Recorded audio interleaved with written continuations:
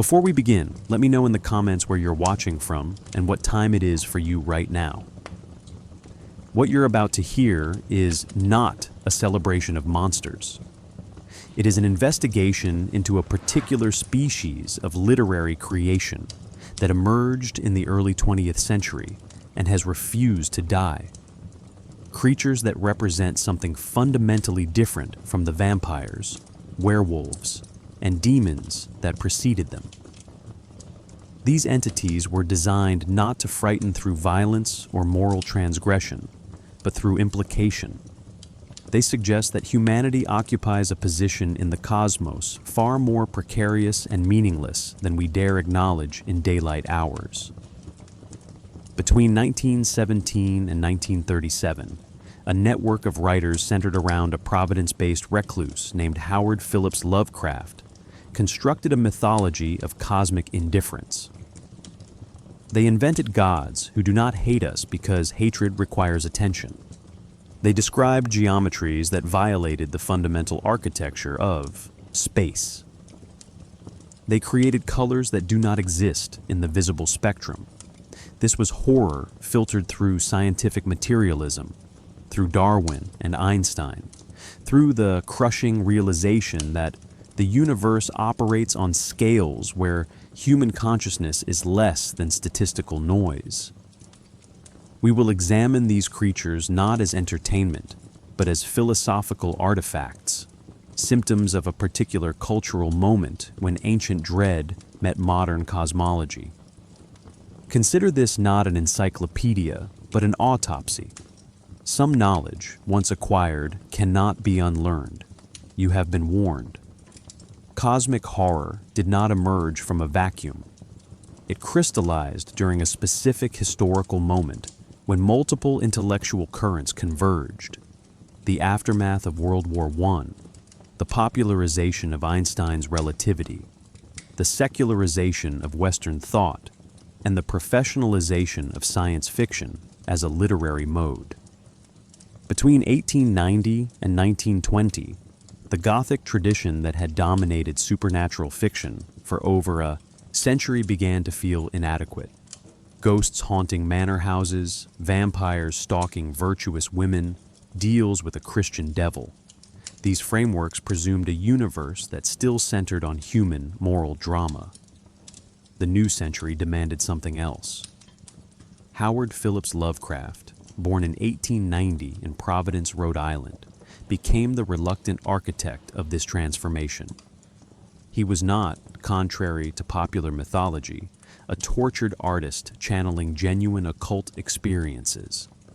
He was a materialist atheist, a devotee of 18th century rationalism, and an amateur astronomer who understood that human existence occupied an infinitesimal fraction of cosmic time and space. His letters reveal a man obsessed with what he called cosmicism, the philosophical position that humanity is cosmically insignificant, that our values and struggles mean nothing to an indifferent universe.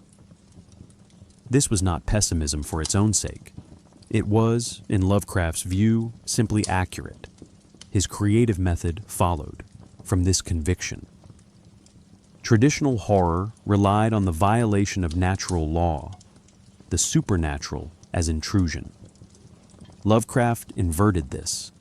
His creatures were not supernatural, but hypernatural, operating according to physical laws we simply hadn't discovered yet. They were biological entities, albeit ones whose biology made a mockery of terrestrial evolution. They occupied dimensions we couldn't perceive, not through magic, but through geometric configurations our mathematics could barely approximate. This was horror for an age that had stopped believing in souls, but had not stopped fearing annihilation. The weird tales circle that coalesced around Lovecraft in the 1920s shared this sensibility, though they arrived at it through different routes.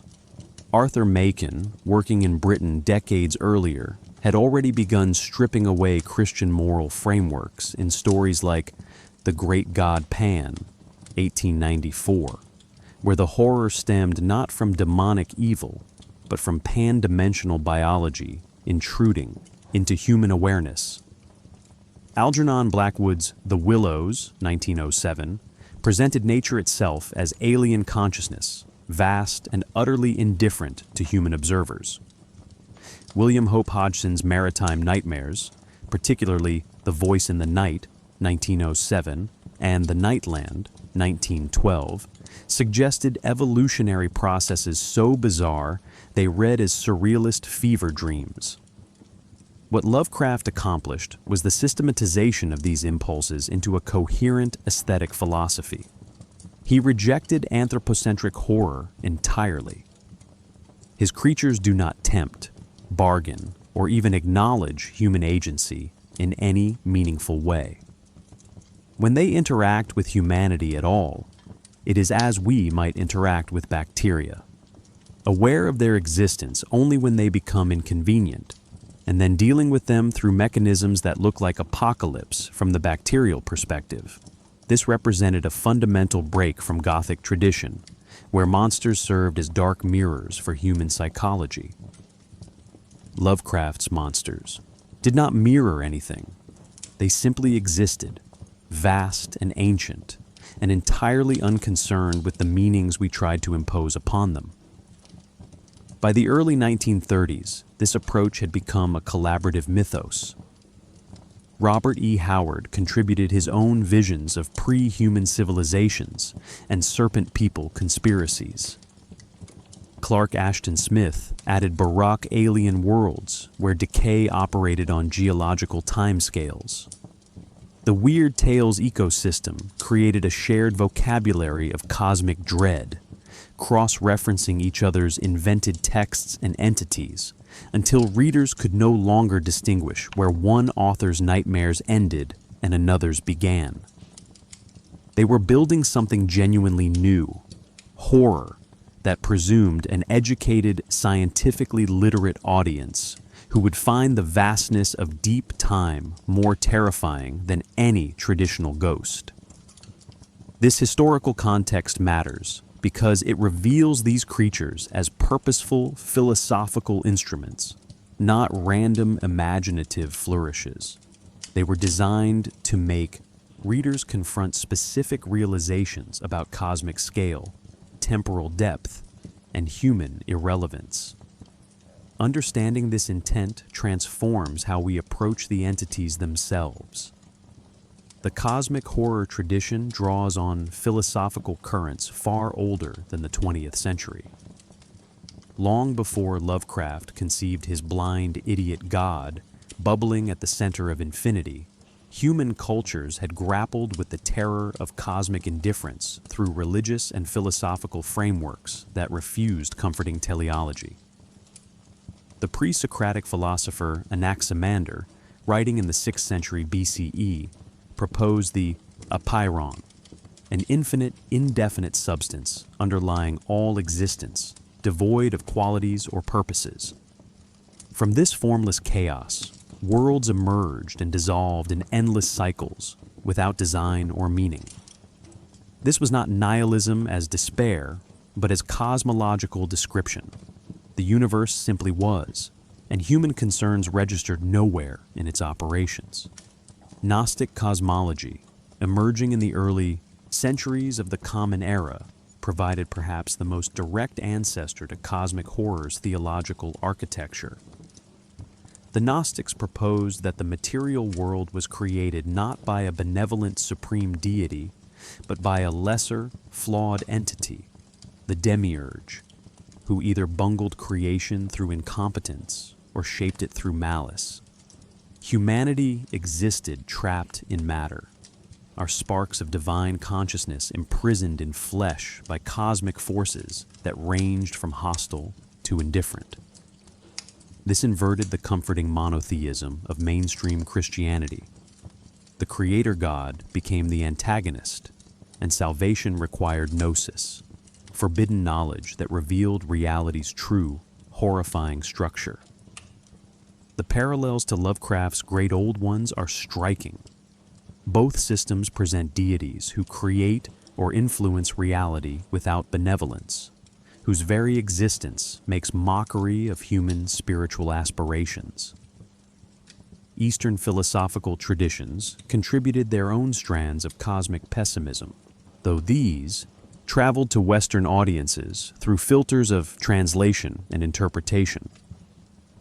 The Buddhist concept of shunya, emptiness or void, suggested that apparent reality was constructed, contingent, fundamentally hollow.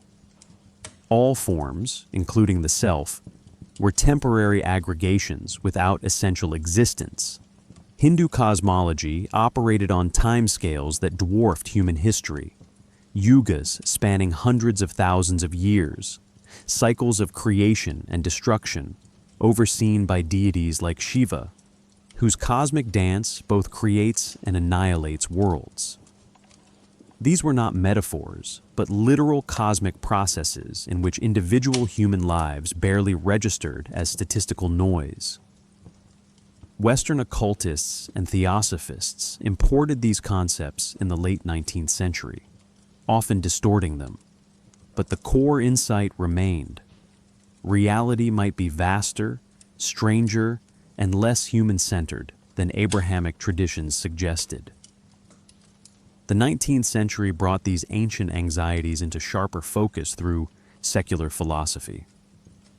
Arthur Schopenhauer's The World as Will and Representation, 1818, proposed that beneath the surface of rational appearance lay a blind, purposeless cosmic force, the will, that drove all existence through endless, meaningless striving.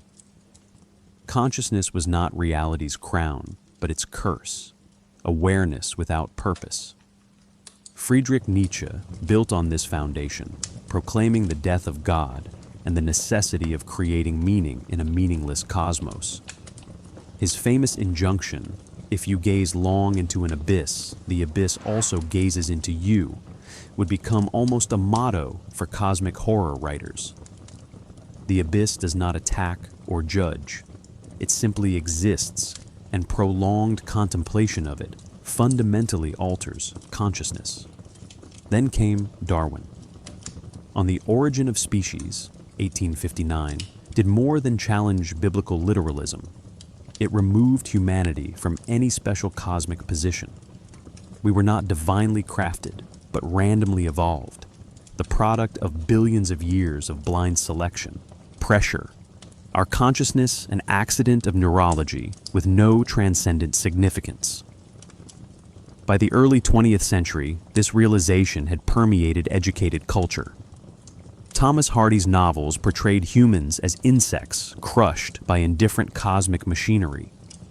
H.G. Wells' The Time Machine, 1895, showed humanity's distant descendants as degraded animals, evolution continuing past us into forms we wouldn't recognize. The future held not progress, but entropy, and our species was not exempt from extinction's universal law. Einstein's revolution in physics, particularly special relativity, 1905, and general relativity, 1915, introduced a new dimension of cosmic vertigo. Space and time were not fixed containers, but dynamic, relative, capable of warping around massive objects. The universe was not static, but either expanding or contracting, operating according to mathematics so abstract that even specialists struggled with the implications. Meanwhile, astronomy revealed scales that made terrestrial concerns ludicrous. Galaxies containing billions of stars scattered across distances measured in millions of light years in a cosmos that might be infinite. Human history occupied perhaps 10,000 years of a universe billions of years old. Our entire existence was less than a rounding error in cosmic chronology. Lovecraft absorbed all of this. His correspondence shows a man fascinated by astronomy, philosophy, and the implications of scientific materialism. When he created the great old ones, he was not simply inventing monsters, but constructing philosophical arguments in narrative form. These entities embodied cosmic indifference, vast temporal scales, evolutionary contingency, and the possibility that consciousness itself was an aberration in a fundamentally hostile or indifferent cosmos. They were Schopenhauer's will given tentacles, the demiurge updated for an age of relativity and deep time, the abyss that gazes back rendered as biological impossibility. Understanding these antecedents reveals cosmic horror not as escapist fantasy, but as serious engagement with the most disturbing implications of modern cosmology and materialist philosophy. The names themselves assault linguistic comprehension. Cthulhu, supposedly pronounced Cthulhu, according to Lovecraft's phonetic guidance, though he acknowledged the human vocal apparatus could not properly render it. Nyarlathotep, with its harsh Egyptian-sounding syllables that evoke nothing actually Egyptian. Yog-Sothoth, Shub-Niggurath, Azathoth, each name deliberately difficult, each suggesting sounds that predate or postdate human language entirely. This was not arbitrary exoticism. Lovecraft understood that naming confers power through comprehension, and that incomprehensible names perform crucial psychological work. They signal that these entities exist outside human linguistic categories, that our systems of meaning fail even at the level of basic designation. The strategic use of unpronounceable terminology extends beyond proper names into the entire vocabulary of cosmic horror. Lovecraft favored archaic and technical terms that most readers would encounter for the first time in his fiction: cyclopean, rugose, squamous, eldritch, non-Euclidean, batrachian, gibbous. These words carry dictionary definitions, certainly, but deployed in combination they created an atmosphere of scholarly remove, as if the narrator were reaching for technical precision to describe phenomena that resisted ordinary description. Cyclopean suggested architecture on superhuman scale, borrowing from the ancient Greek Cyclopes, who supposedly built walls so massive their construction defied explanation. Rugose and squamous came from biological terminology, wrinkled, scale-covered, but applied to entities that violated biological categories entirely. The effect was disorienting, scientific precision deployed to describe the fundamentally unscientific. Consider the function of geometric impossibility in this linguistic project. The phrase non-Euclidean geometry appears obsessively in Lovecraft's fiction, particularly in The Call of Cthulhu and At the Mountains of Madness.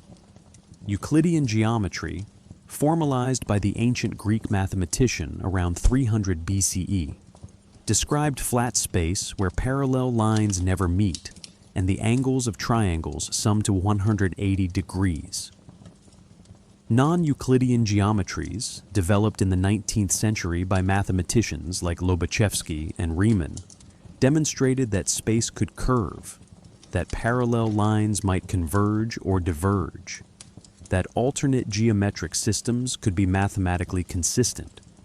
For Lovecraft, this became a metaphor for dimensional transgression, spaces that operated according to physical laws incompatible with human perception. Relier's architecture features angles and surfaces that hurt to observe not through aesthetic ugliness, but through geometric wrongness. The building itself was built according to physics our brains cannot process. Color operates similarly as linguistic corruption. The Color Out of Space, 1927, centers on a chromatic impossibility, a hue that does not exist in the visible spectrum, that witnesses describe only through negation and approximation. The story's narrators cycle through inadequate descriptions. Not any known color, but somehow all colors and none simultaneously. A color out of space that corrupts whatever it touches. This worked as metaphor for radiation, invisible, contaminating, scientifically real, but perceptually inaccessible. but also as linguistic horror. Human language builds from sensory experience, and a color we cannot see breaks the foundational connection between word and referent. The narrator cannot name what he witnessed, and this failure of language parallels the failure of sanity when confronted with cosmic truth. Textural and sensory vocabulary in cosmic horror consistently emphasized overload and synesthetic collapse. Lovecraft's narrators describe sounds that produce visual hallucinations, textures that seem temporally unstable, smells that convey information about non-spatial dimensions. In The Whisperer in Darkness, the protagonist receives recorded evidence of alien voices that produce effects text struggles to capture, whispering that suggests vast gulfs and cyclopean cities, acoustic signatures that convey geological age.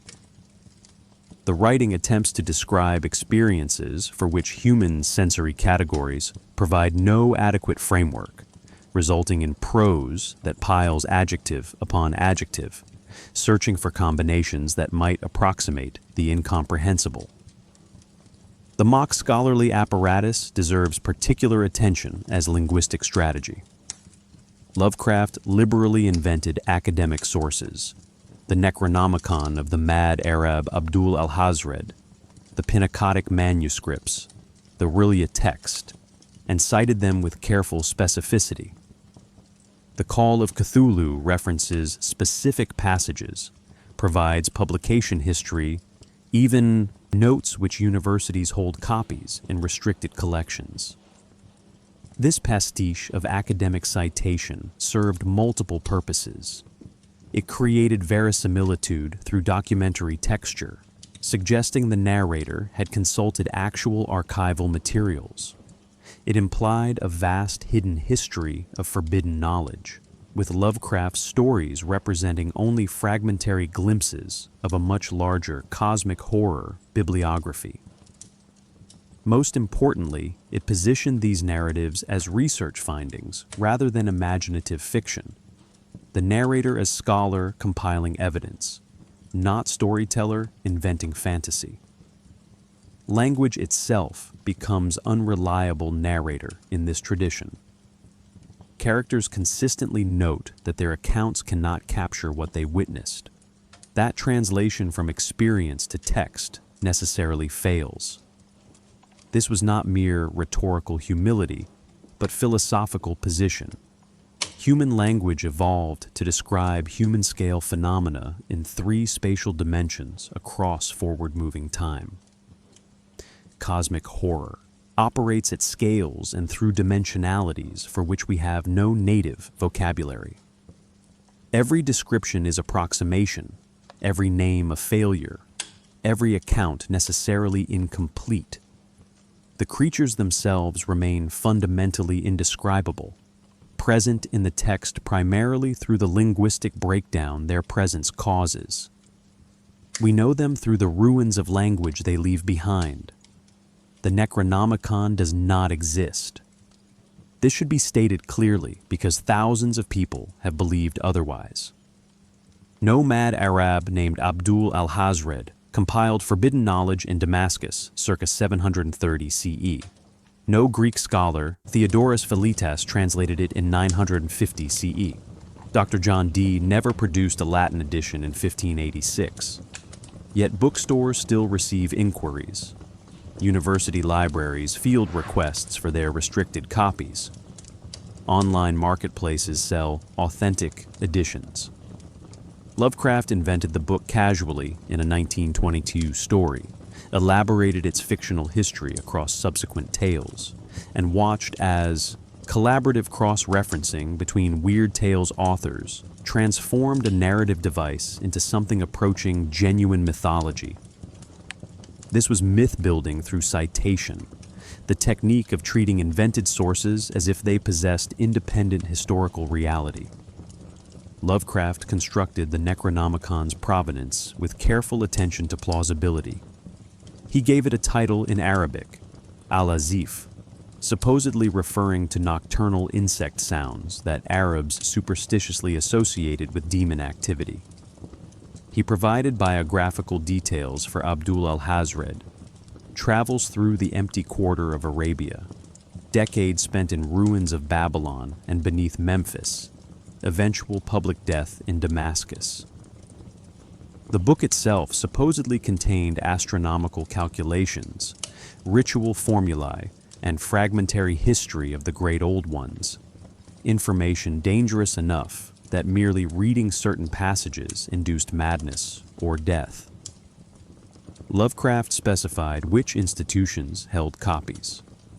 Miskatonic University in Tiu, Arkham, Massachusetts, the British Museum, though withdrawn from public access, the Bibliothèque Nationale de France, Harvard's Widener Library, and the Universidad de Buenos Aires.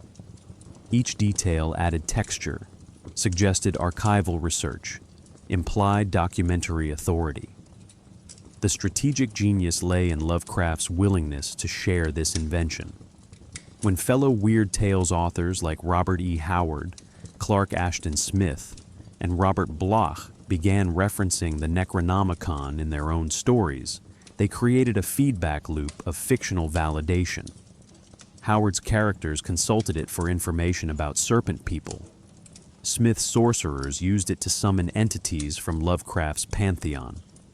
August Derleth, after Lovecraft's death in 1937, systematically incorporated it into posthumous collaborations. Each reference reinforced the book's apparent reality. Readers encountering it across multiple authors, in stories with different styles and settings, could be forgiven for assuming some genuine source text existed that all these writers happened to know about. This collaborative world-building extended beyond the Necronomicon to an entire geography of fictional New England. Arkham, Massachusetts appears in dozens of stories, mapped with sufficient detail that scholars have attempted to identify its real-world location.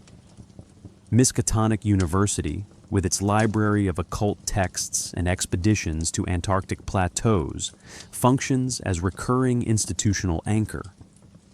Innsmouth, the decaying coastal town harboring Deep One hybrids, feels geographically specific between Newburyport and Ipswich, though no such town appears on actual maps.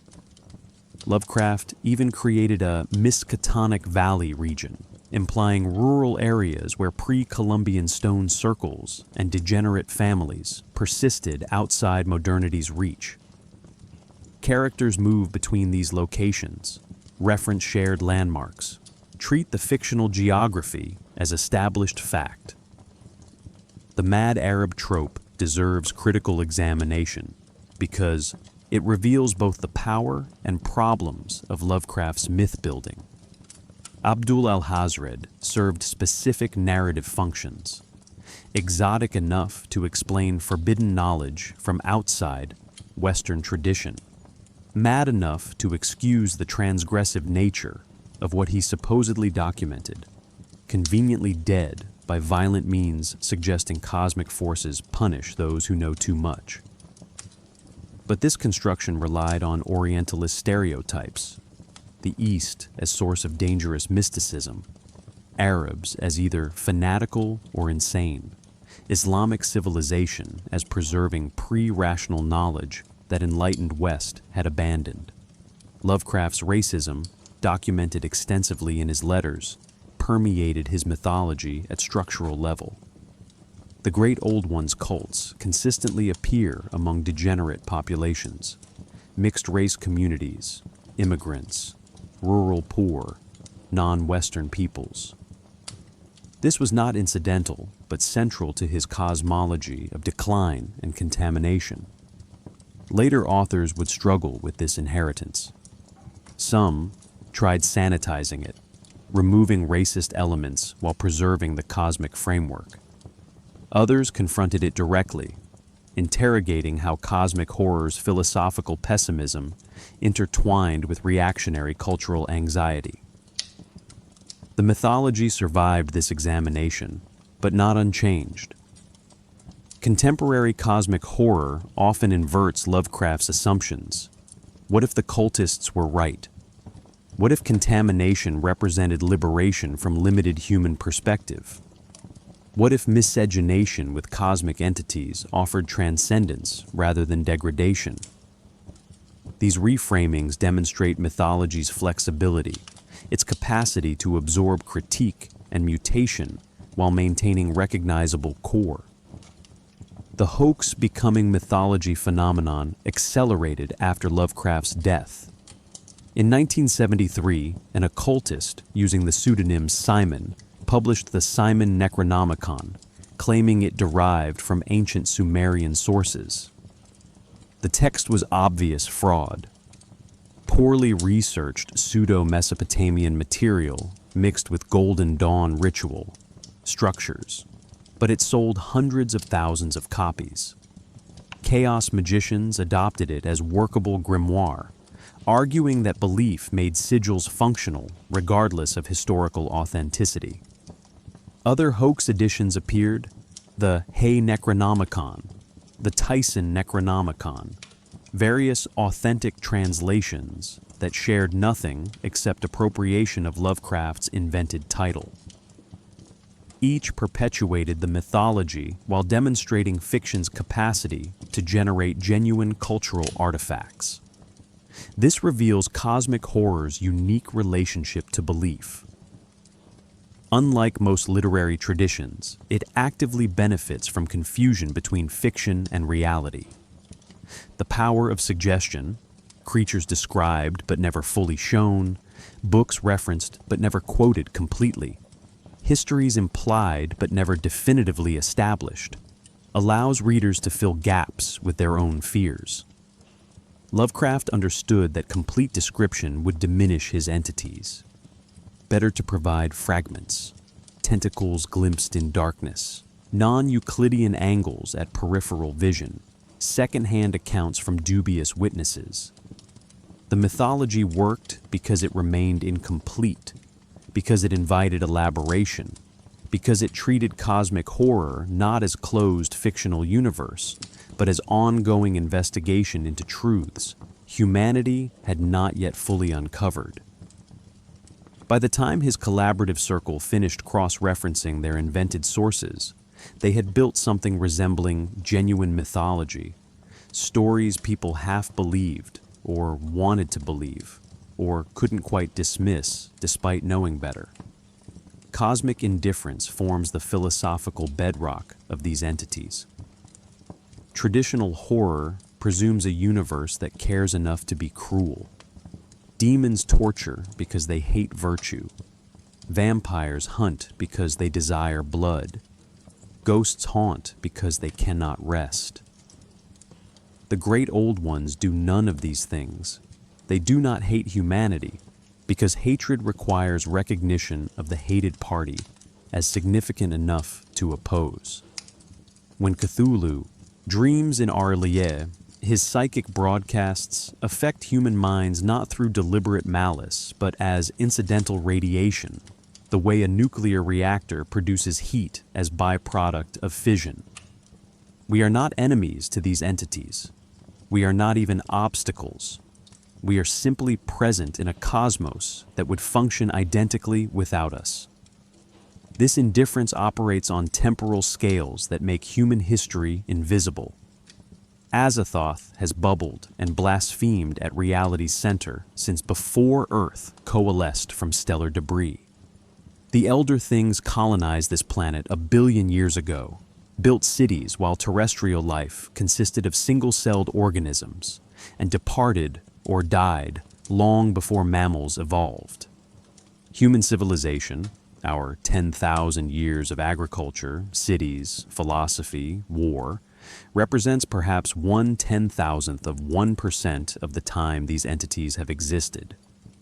Imagine bacteria developing consciousness during a human's afternoon nap. Would we notice? Would their concerns about bacterial politics and bacterial theology register in any meaningful way? This is humanity's relationship to the great old ones, temporally insignificant, structurally irrelevant, noticeable only when we accidentally stumble into contact with forces operating on geological timescales. Scale horror extends beyond time into spatial dimensions.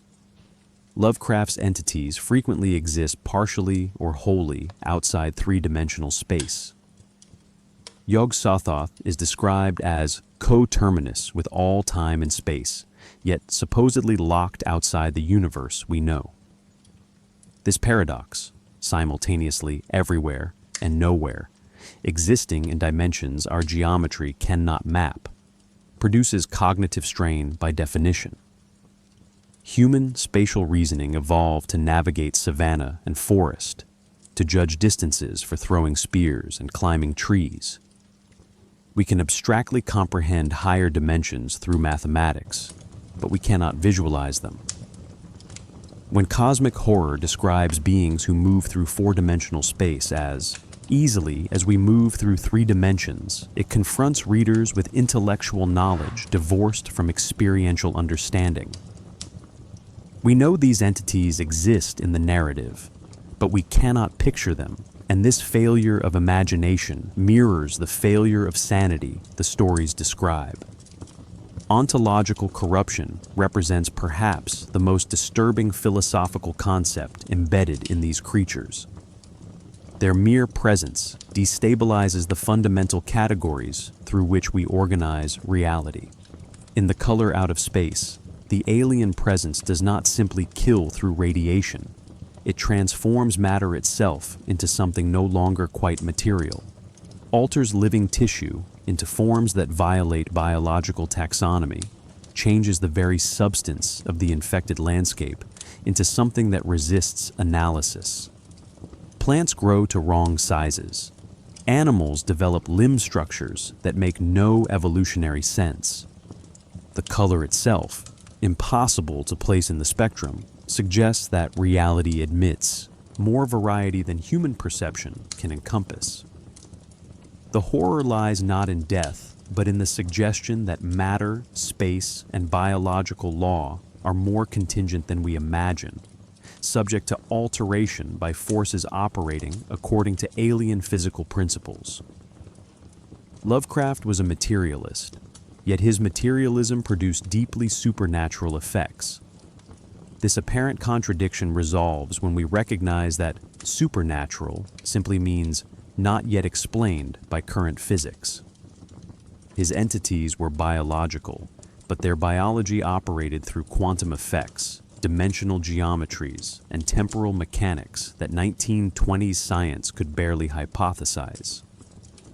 In At the Mountains of Madness, the elder things are described with scientific precision: radially symmetrical bodies, five-fold cellular structure, capacity for hibernation across eons. But these biological details accumulate into something more disturbing than any traditional demon.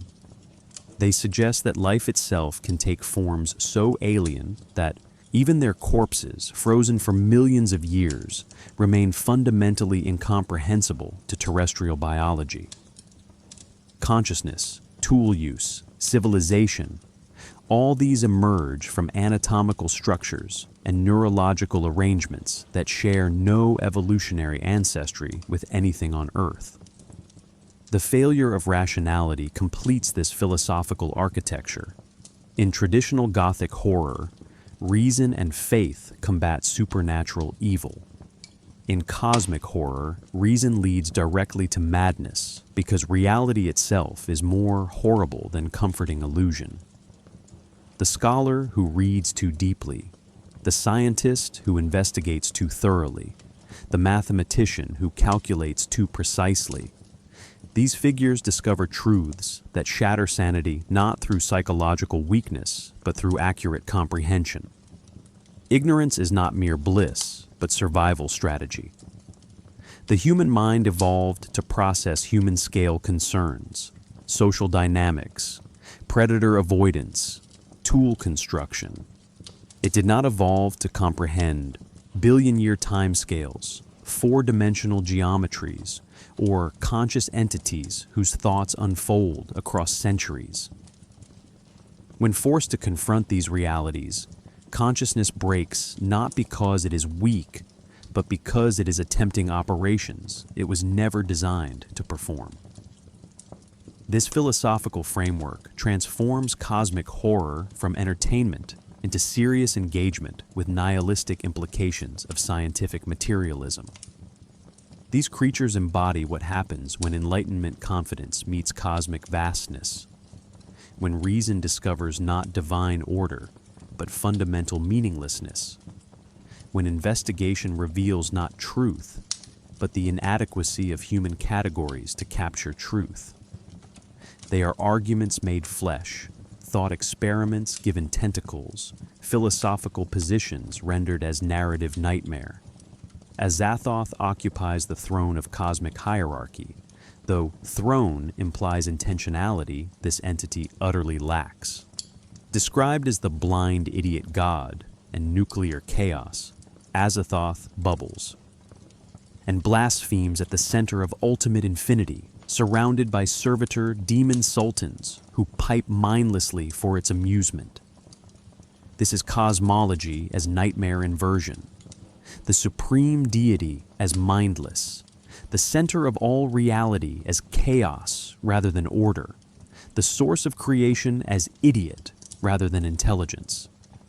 Lovecraft's materialist philosophy found perfect expression here. If the universe has no purpose, if consciousness is random accident, then why shouldn't the entity at reality's core be unconscious? Some scholars interpret Azathoth as embodiment of entropy itself, the heat death toward which all ordered systems tend. Others read it as Lovecraft's ultimate joke on theology. God exists, but God is mad, blind, and utterly indifferent. The truly disturbing implication appears in stories suggesting that reality itself may be Azathoth's dream. If this mindless chaos stops its bubbling, if the pipers cease their maddening tune, all existence simply ends, not through apocalyptic violence, but through cessation, like waking from sleep. We exist only because something without consciousness happens to be dreaming. Our struggles for meaning, our philosophical systems, our art and love and scientific achievements, all of this persists only so long as an idiot god continues its unconscious reverie. This transforms existential dread into something more acute. We are not even real in any substantive sense, merely dream images lacking independent existence. When readers dismiss Azathoth as Lovecraft's most over-the-top creation, they miss how precisely it captures materialist cosmology's bleakest implications. Yog-Sothoth functions as cosmic horror's philosopher king, though functions may be too active a verb. The Call of Cthulhu describes it briefly. The Dunwich Horror, 1928, centers an entire narrative on its intrusion into human affairs. The entity exists as conglomeration of glowing spheres, constantly shifting in configuration, somehow present at all points, in space-time simultaneously. It is the key and the gate, the entity through which other old ones might return, the consciousness that knows all times and places because it exists in all times and places. Where Azathoth represents mindless chaos, Yog-Sothoth embodies total knowledge, but knowledge divorced from wisdom, comprehension without compassion, awareness that encompasses everything but cares about nothing. In the Dunwich Horror, Wilbur Whately attempts to summon his father, Yog-Sothoth, to open gates for the Old One's return. When Wilbur dies and his body is revealed, witnesses recoil from anatomy that is partly squamous, with tentacles where organs should be, suggesting his hybrid nature. His twin brother, kept hidden and growing to monstrous size, represents even more complete manifestation of Yog-Sothoth's intrusion into terrestrial biology. The entity itself never fully appears, described only through its effects and its offspring's impossible physiology. This restraint serves the horror. Yog-Sothoth remains conceptual threat, the possibility of dimensional collapse, the suggestion that space-time itself might birth consciousness incompatible with human existence. Cthulhu achieved fame disproportionate to its actual narrative presence, appearing directly in only one major Lovecraft story. The Call of Cthulhu, 1926, constructs its subject through archaeological fragments, dream visions, and second-hand testimony. The creature itself, described as vaguely anthropoid but with octopoid head, dragon wings, and body covered in scales, embodies the text's careful strategy of partial revelation. When Johansson's steamship rams Cthulhu in the story's climax, the creature's body flows back together like gelatinous green immensity, suggesting biology that violates thermodynamics. It cannot be killed because it was never fully alive in any sense humans understand. Dead but dreaming, waiting for the stars to align properly for its awakening. Cthulhu represents patient cosmic horror, not immediate threat, but inevitable doom working on timescales that exceed human comprehension. Arlie, Cthulhu's sunken city, demonstrates how architecture itself becomes horror in this tradition. The ruins feature geometry that was all wrong, surfaces that meet at angles that produce nausea, doorways sized for something neither human nor plausibly biological. This non-Euclidean construction was not metaphorical.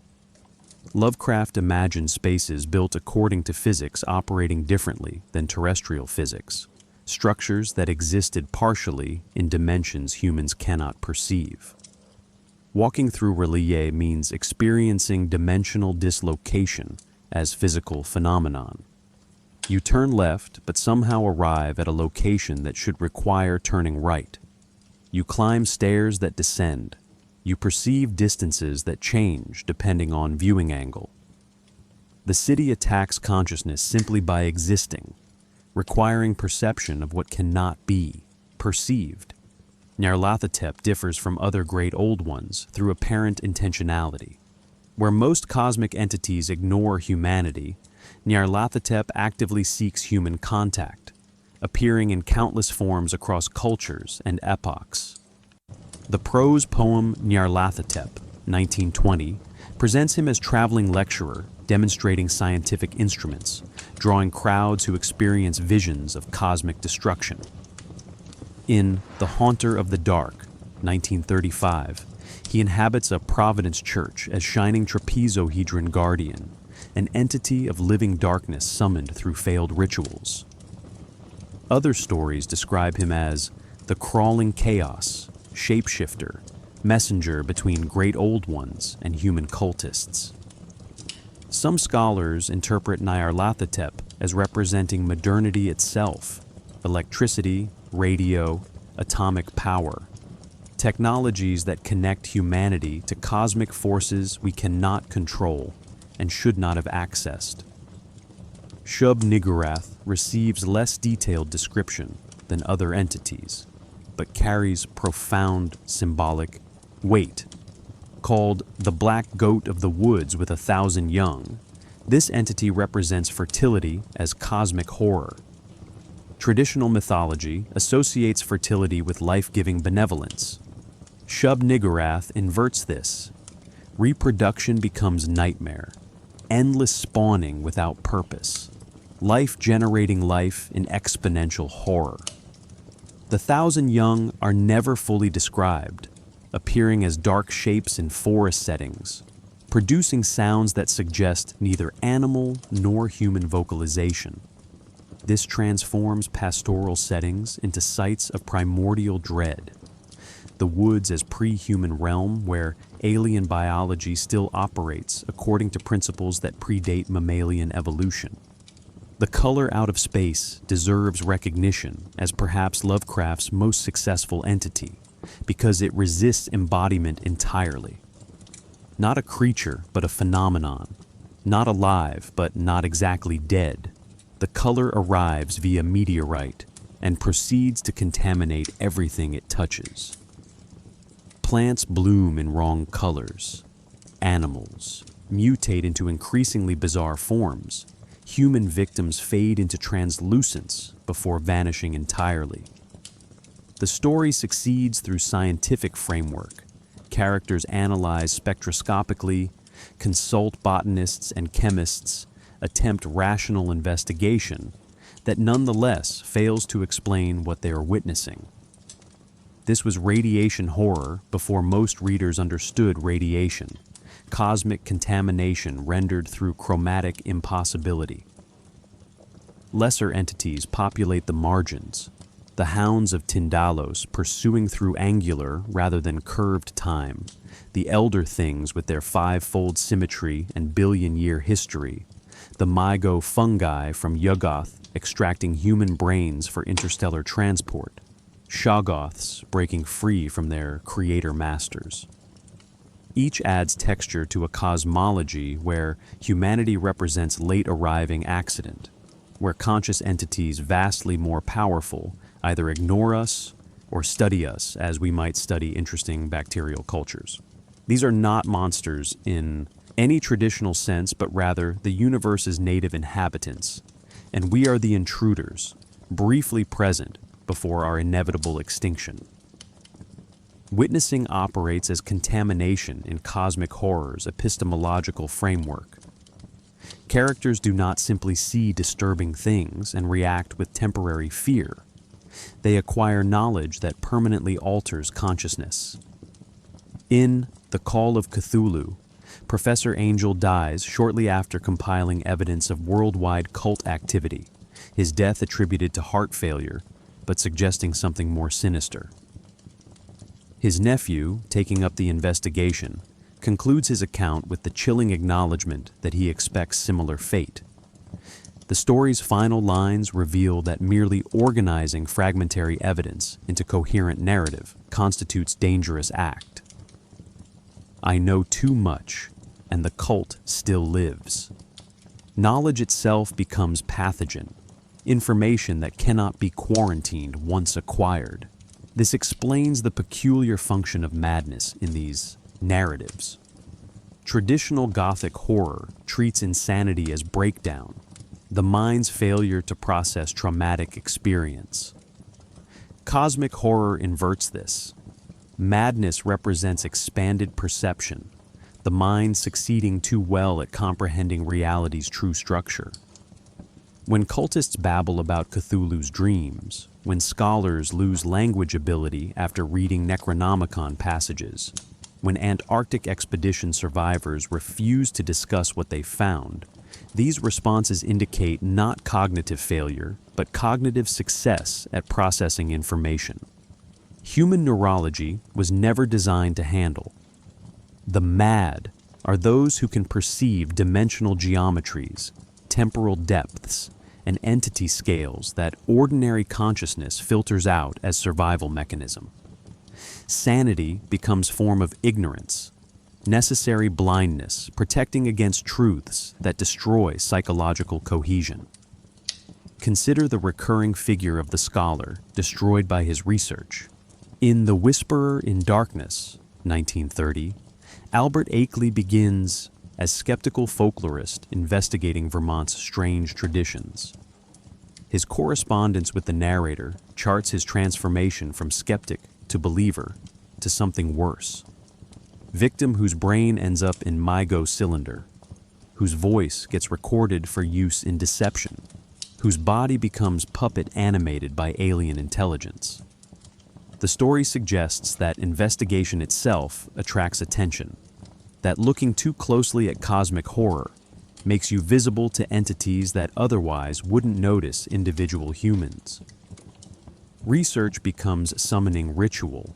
Academic inquiry transforms into inadvertent invitation. This carries particular resonance for Lovecraft, who valued scholarship, but suspected certain knowledge domains should remain unexplored. Cults provide cosmic horror's most disturbing human element because they represent choice rather than victimhood. The cultists worshipping Cthulhu in The Call of Cthulhu are not possessed or deceived. They understand exactly what they're doing and proceed anyway. They know the great old ones will destroy or transform humanity when they return. They know their own insignificance in cosmic hierarchy. Yet they worship nonetheless, finding meaning in submission to vastly superior forces, deriving purpose from facilitating humanity's extinction or transformation. This horrifies more deeply than possession, because it suggests that some humans, confronted with cosmic truth, choose collaboration with entities that will end human civilization.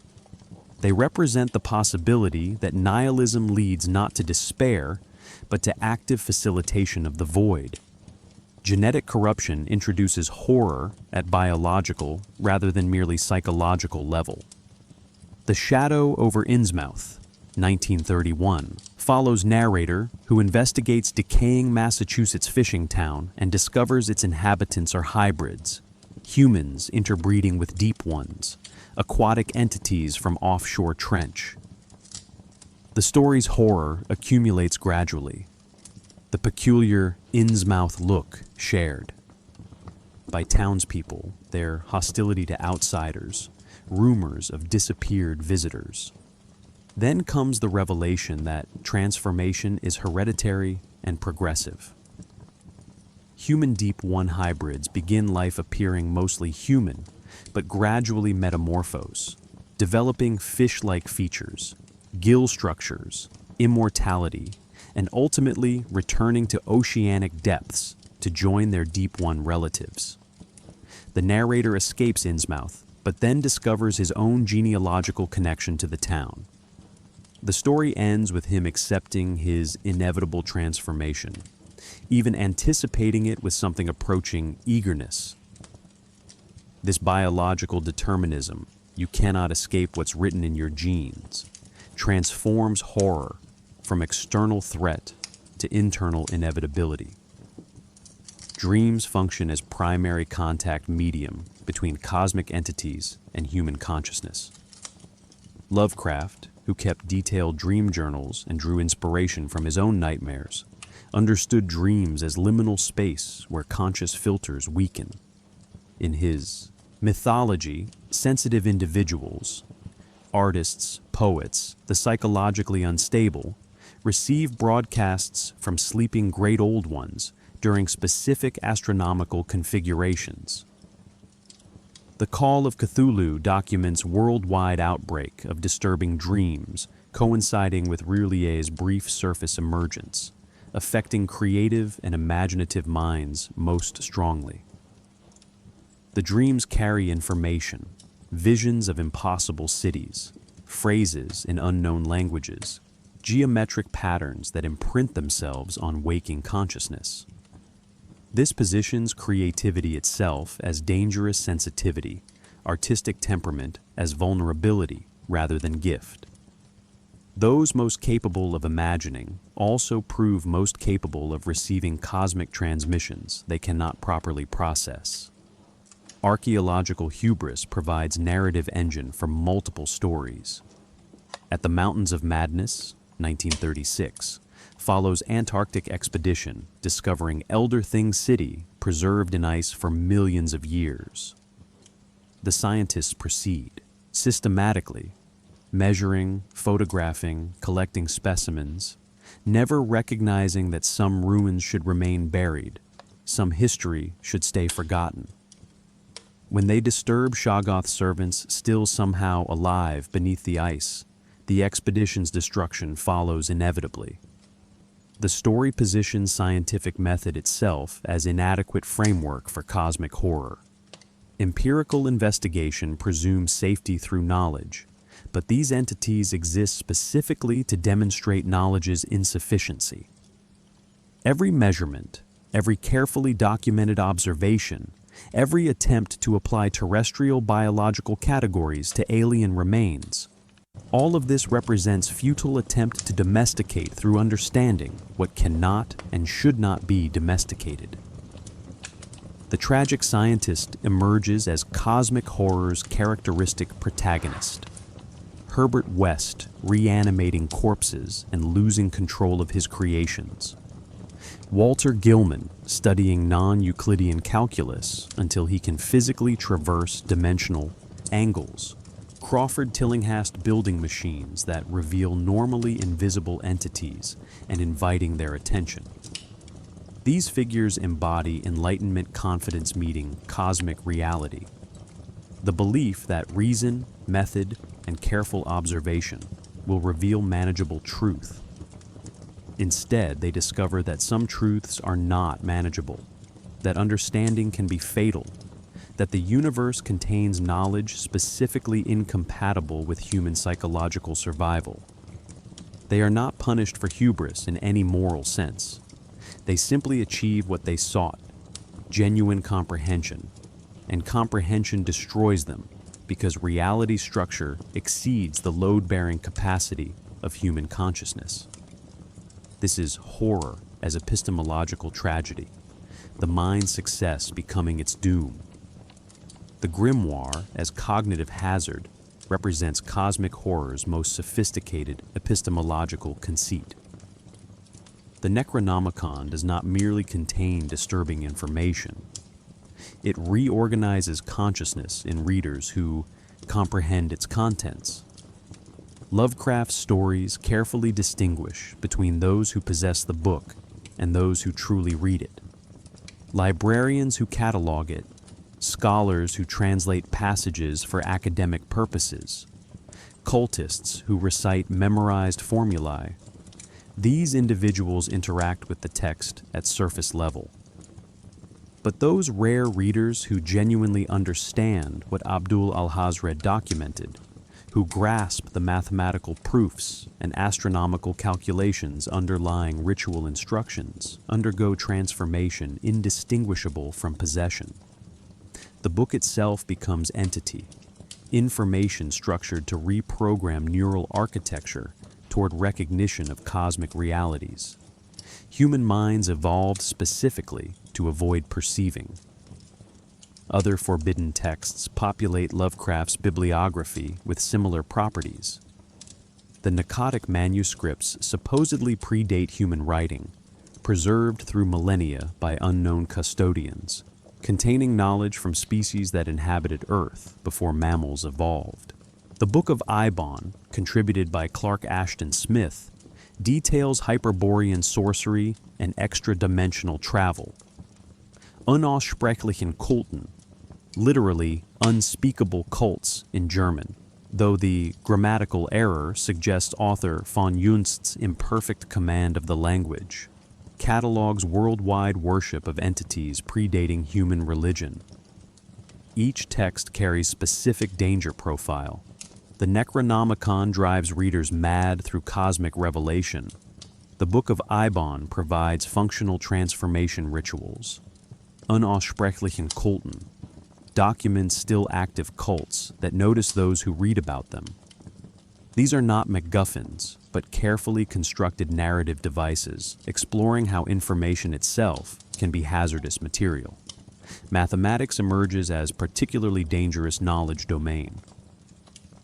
The Dreams in the Witch House, 1933, centers on Walter Gilman, Miskatonic mathematics student who rents room in house with disturbing history.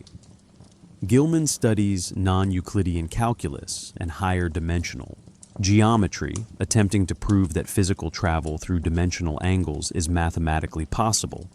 He succeeds. His equations are correct, his proofs valid, his calculations leading to genuine breakthrough in theoretical physics, and this achievement destroys him. He begins perceiving angles in his room that shouldn't exist, experiences physical transit through dimensional shortcuts, encounters entities native to the spaces between conventional dimensions. The story suggests that certain mathematical truths, once comprehended, permanently alter perception. You cannot unlearn the calculus that proves four-dimensional space is accessible. The equations remain valid even as they enable your destruction. Geometry functions similarly as gateway to cosmic horror. Arlier's non-Euclidean architecture works because Lovecraft understood that geometry is not merely abstract mathematics, but framework through which consciousness organizes spatial perception. Buildings constructed according to four-dimensional principles assault three-dimensional perception at neurological level. The angles are mathematically correct for hyperdimensional space, but produce cognitive dissonance when processed by brains evolved for three-dimensional navigation. This explains why characters exposed to such architecture experience physical symptoms, nausea, vertigo, synesthetic hallucinations, before psychological collapse. The geometry itself is valid. Human neurology is simply incompatible with its requirements. The unreliable narrator tradition reaches apotheosis in cosmic horror because the genre's epistemology presumes observation corrupts observer.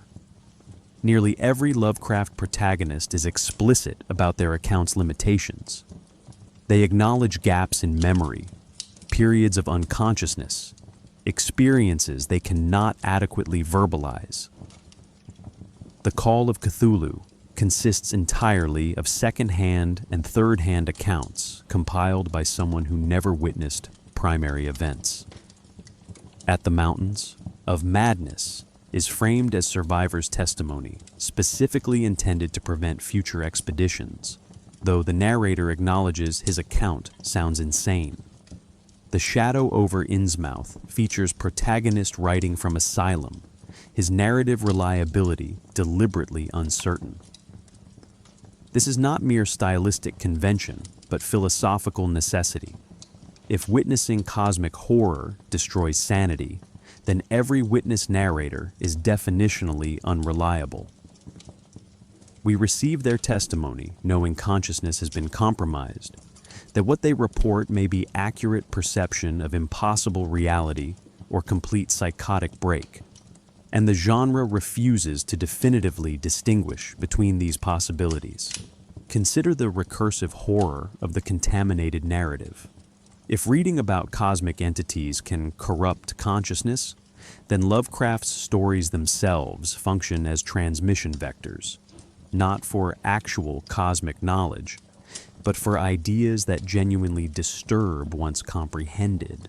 The reader who finishes The Call of Cthulhu carries forward the concept of humanity's cosmic insignificance.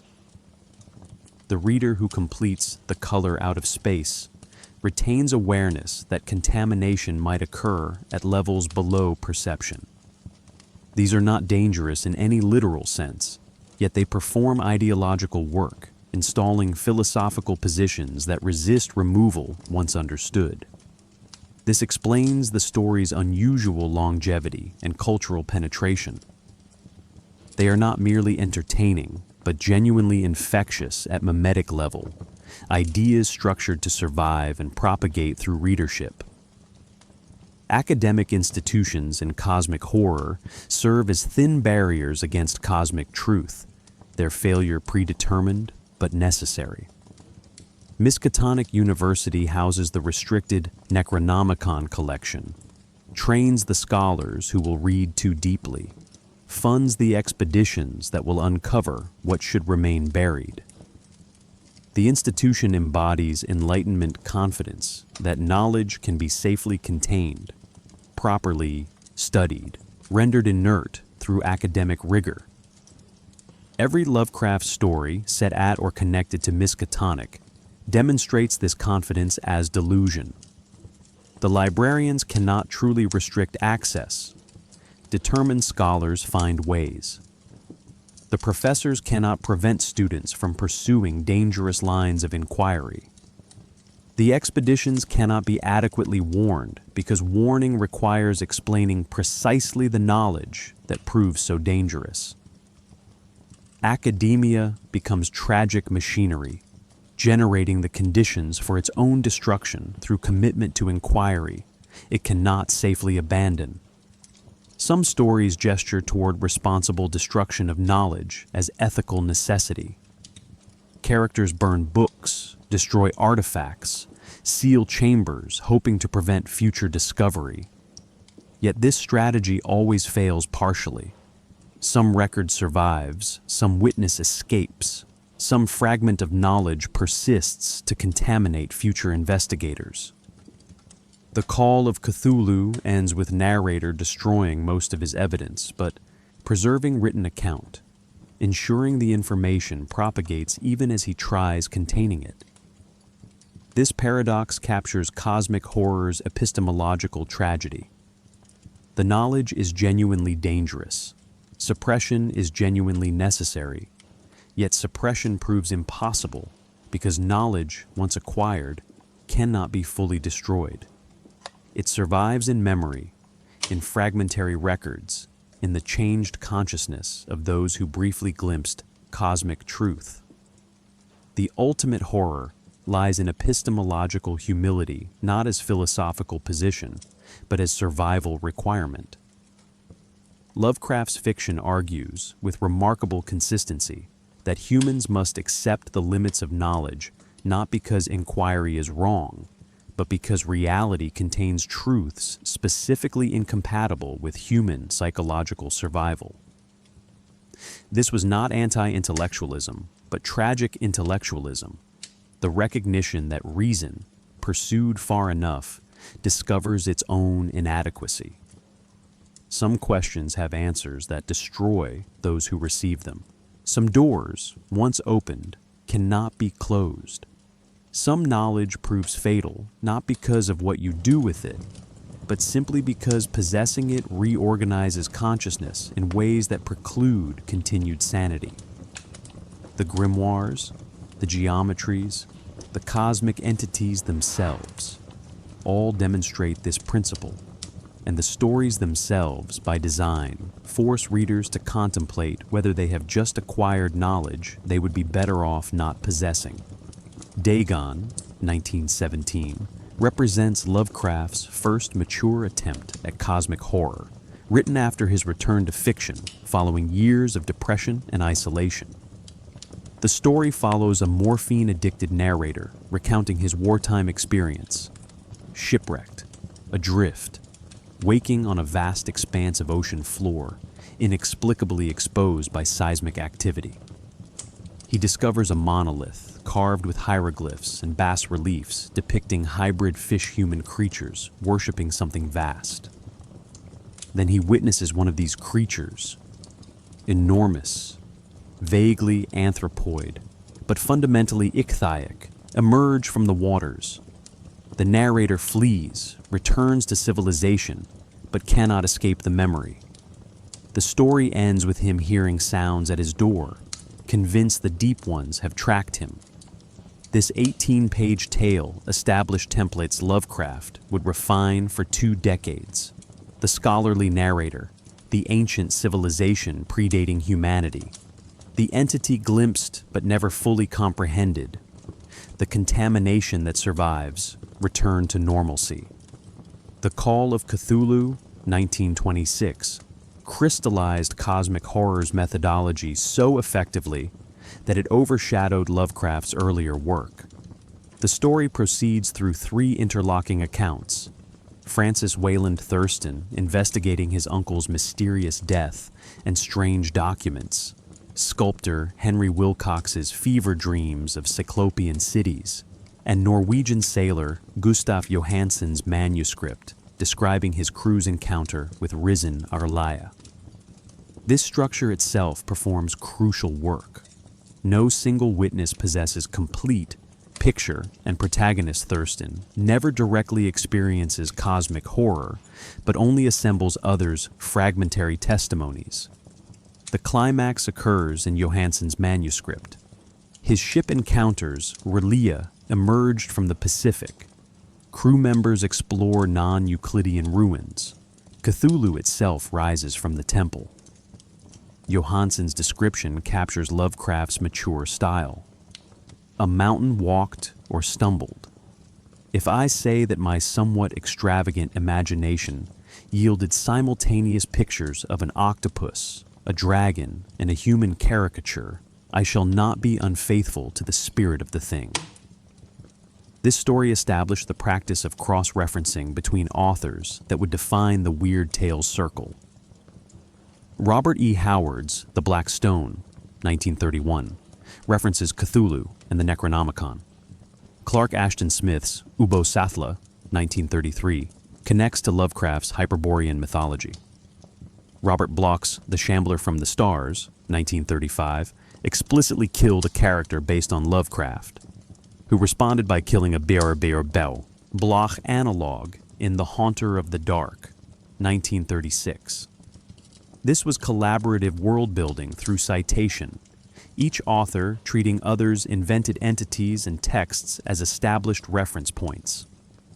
The effect resembled academic discourse, with writers building on predecessors' work, challenging interpretations, expanding implications. Readers encountering these stories across multiple magazine issues could track mythological evolution in real time. The Color Out of Space, 1927, introduced non-biological cosmic horror, arguably Lovecraft's most successful narrative. A surveyor investigating future reservoir site learns from locals about the blasted heath, farm destroyed by something that arrived via meteorite decades earlier. The story proceeds through careful accumulation, the meteorite's strange properties, its gradual contamination of soil and water, the Gardner family's increasing transformation, the color itself, impossible to place in known spectrum, spreading through landscape.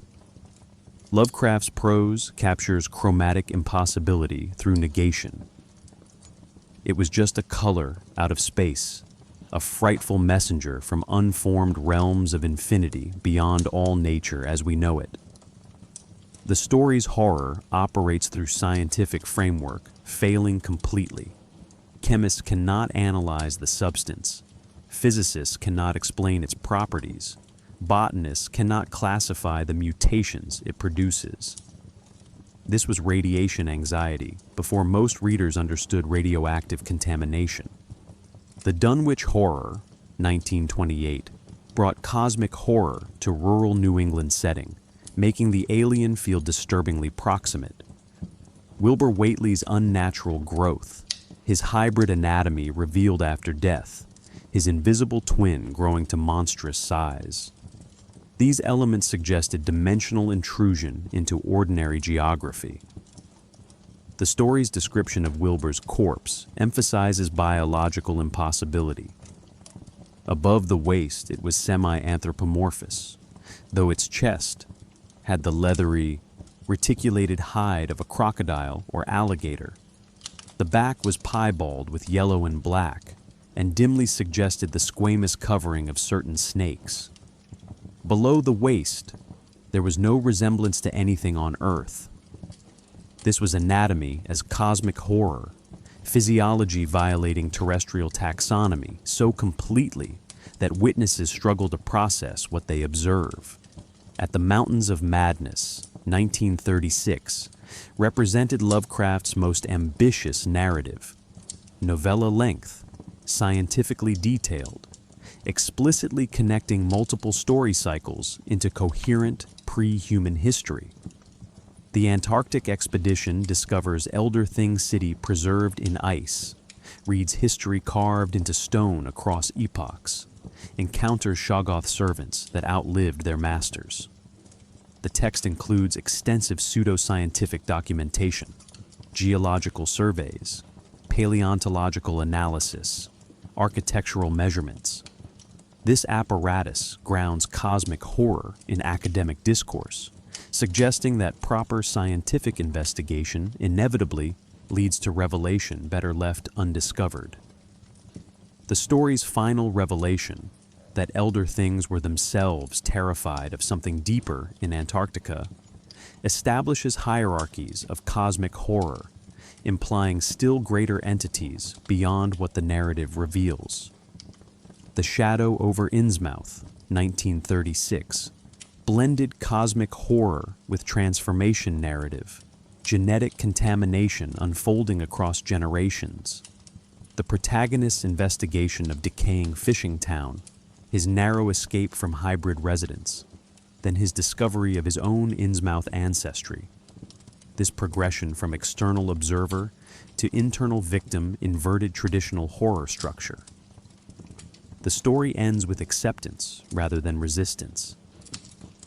I shall plan my cousin's escape from that Canton madhouse, and together we shall go to marvel-shadowed Innsmouth. We shall swim out to that brooding reef in the sea, and dive down through black abysses to Cyclopean and many-columned Yahanthle, and in that lair of the deep ones we shall dwell amidst wonder and glory forever. Transformation becomes liberation, cosmic horror's ultimate inversion. These foundational texts establish not just mythology, but methodology, how to structure revelation, when to withhold description, how scholarly apparatus creates verisimilitude, why collaborative cross-referencing builds mythological authority. Later authors could build on this architecture, knowing readers would recognize the patterns and anticipate the implications.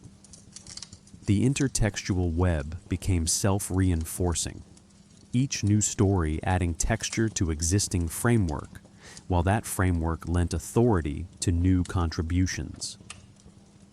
The call of Cthulhu succeeds through architectural precision. 3 independent narrative threads that converge towards single horrifying conclusion without any narrator possessing complete picture. Francis Wayland Thurston inherits his great-uncle's papers after Professor Angel's mysterious death in 1926, supposedly from heart failure after being jostled by a nautical-looking Negro. This detail matters. Lovecraft plants suspicion immediately. Angel's papers contain 2 separate investigations. Sculptor Henry Anthony Wilcox's disturbing dreams in 1925, and Inspector Legrasse's 1908 encounter with Louisiana swamp cult. Thurston adds third element, newspaper clippings about global unrest and madness during specific dates, plus Gustav Johansson's manuscript describing his crew's Pacific encounter with risen Arlie. None of these witnesses knew the others existed. Their accounts align anyway. The structure itself generates horror through corroboration. Wilcox dreams of great cyclopean cities of titan blocks and sky-flung monoliths while fevered in March 1925. Simultaneously, Louisiana cult conducts frenzied rites. Meanwhile, seismic disturbances occur worldwide, and sensitive individuals, poets, artists, architects, experience nightmares featuring identical imagery. Lovecraft documents this synchronicity through dates and locations. March 23rd, dream onset, global distribution of affected individuals, astronomical calculations suggesting cosmic alignment. The story implies that Relaye briefly surfaced during this period, and Cthulhu's psychic broadcasting affected susceptible minds across continents. This was horror through pattern recognition, the dread of discovering that apparently random events follow coherent logic once you possess proper framework. The Louisiana cult section provides the story's most detailed entity description through Inspector Legrasse's testimony at 1908 archaeological meeting. Police raided swamp gathering where participants, described with Lovecraft's characteristic racial anxiety as mixed throng of Negroes and mulattoes, chanted Fanglui Mulwanaf Cthulhu Relie Wagahnagel Ftagn while dancing around monolithic idol. The chant translates approximately to, "In his house at Relie, dead Cthulhu waits dreaming." An elderly cult member, interrogated, provides cosmic history. The great old ones came from stars when Earth was young, built cities, then sank beneath waves when stars became wrong. They would return when stars realigned properly, teaching humanity new ways to shout and kill and revel and enjoy themselves. Note the casual brutality. These entities offer not enlightenment, but unleashed savagery. The idol itself receives careful description, functioning as microcosm of Cthulhu's larger form. A pulpy, tentacled head surmounted a grotesque and scaly body with rudimentary wings. Lovecraft emphasizes the sculpture's disturbing proportions and material. Greenish-black stone of unknown composition, surface simultaneously rough and slimy. Professor Webb of Princeton identifies similarities to Greenland carvings and Pacific Easter Island artifacts, suggesting global prehistoric civilization aware of these entities.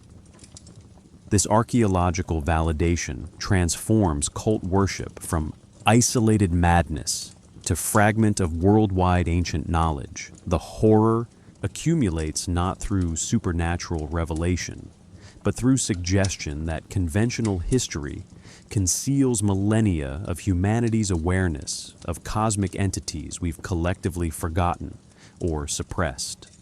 Johansson's manuscript, discovered by Thurston through detective work after finding newspaper account of crew's mysterious experience, provides the story's experiential climax. The Norwegian sailor describes his ship encountering derelict yacht alert, finding its crew dead, then discovering uncharted island emerged from Pacific depths. The crew explores ruins built from massive stones, featuring disturbing angles and reliefs depicting squid-like entities. Then the temple door opens from within. It was the end, for whatever it was came out. Johansson's description captures scale horror perfectly. The thing cannot be described. There is no language for such abysses of shrieking and immense lunacy.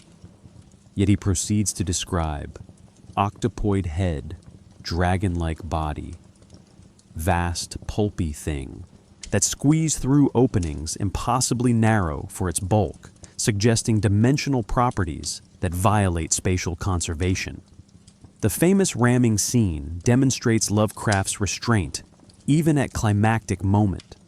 Johansson's ship strikes Cthulhu at full speed. The entity's head exploded into monstrous spattering of thick, green, sticky stuff, but immediately flows back together. That gelatinous green immensity reunited and made its advance. This is horror through implication. Cthulhu is either not physically vulnerable or operates according to biology where physical damage proves temporary.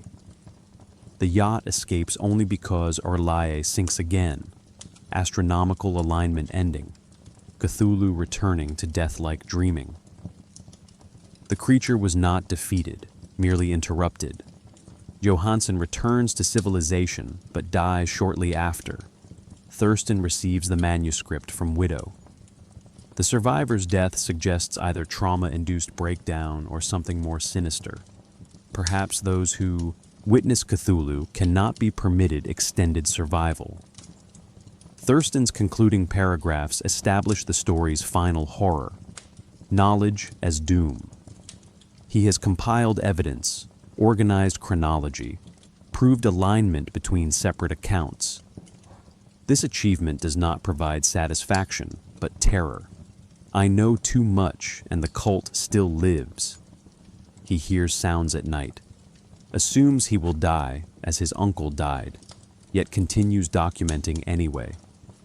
The story ends with him hoping his account will be dismissed as fantasy, knowing his evidence is too comprehensive to ignore, but too disturbing to accept.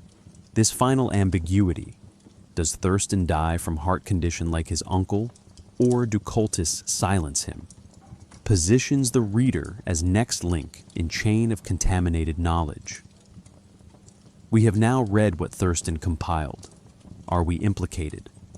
The story's title page claims it was found among the papers of the late Francis Wayland Thurston, confirming his feared fate, making the text itself posthumous. Testimony. We hold evidence that destroyed its compiler, and by reading, we perpetuate the contamination. The Whisperer in Darkness, 1930, represents Lovecraft's epistolary horror at its most sophisticated, a story constructed almost entirely from letters that chart one man's transformation from skeptic to enthusiast to victim without the narrator initially recognizing the stages of this corruption.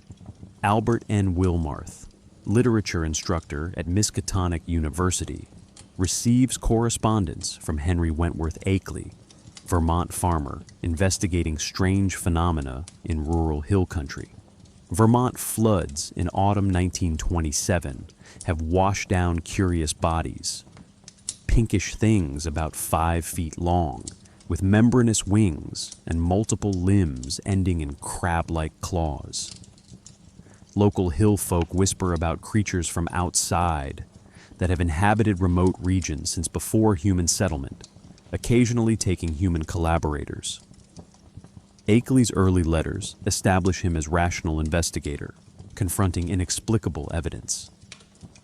He sends Wilmarth photographs of footprints in remote locations, audio recordings of alien voices discussing humans in buzzing, mechanical tones, plaster casts of the peculiar tracks. The recordings prove most disturbing, not because they're incomprehensible, but because they're too comprehensible, discussing brain cylinders and Yuggoth transport, and specific humans by name, including Akeley himself. The entities know they're being recorded. They know Akeley is listening. They discuss him with the casual disinterest of scientists, noting an experimental subject's behavior. Lovecraft structures these revelations through documentary accumulation. Each letter includes more evidence. Each piece of evidence implies vaster conspiracy. The Mygo themselves, Lovecraft's fungi from Yuggoth, represent his most scientifically plausible cosmic horror. They are not supernatural, but extraterrestrial biological entities, evolved on Pluto, Yuggoth, in the Cthulhu Mythos, operating mining installations on Earth for millions of years. Their anatomy reflects alien evolution, crustacean-like bodies, wings that somehow enable space travel, ability to alter coloration for camouflage, communication through technologies that modulate their buzzing speech into human audible frequencies. They are not demons, but biologists, engineers, miners, extracting rare minerals from Earth's geology.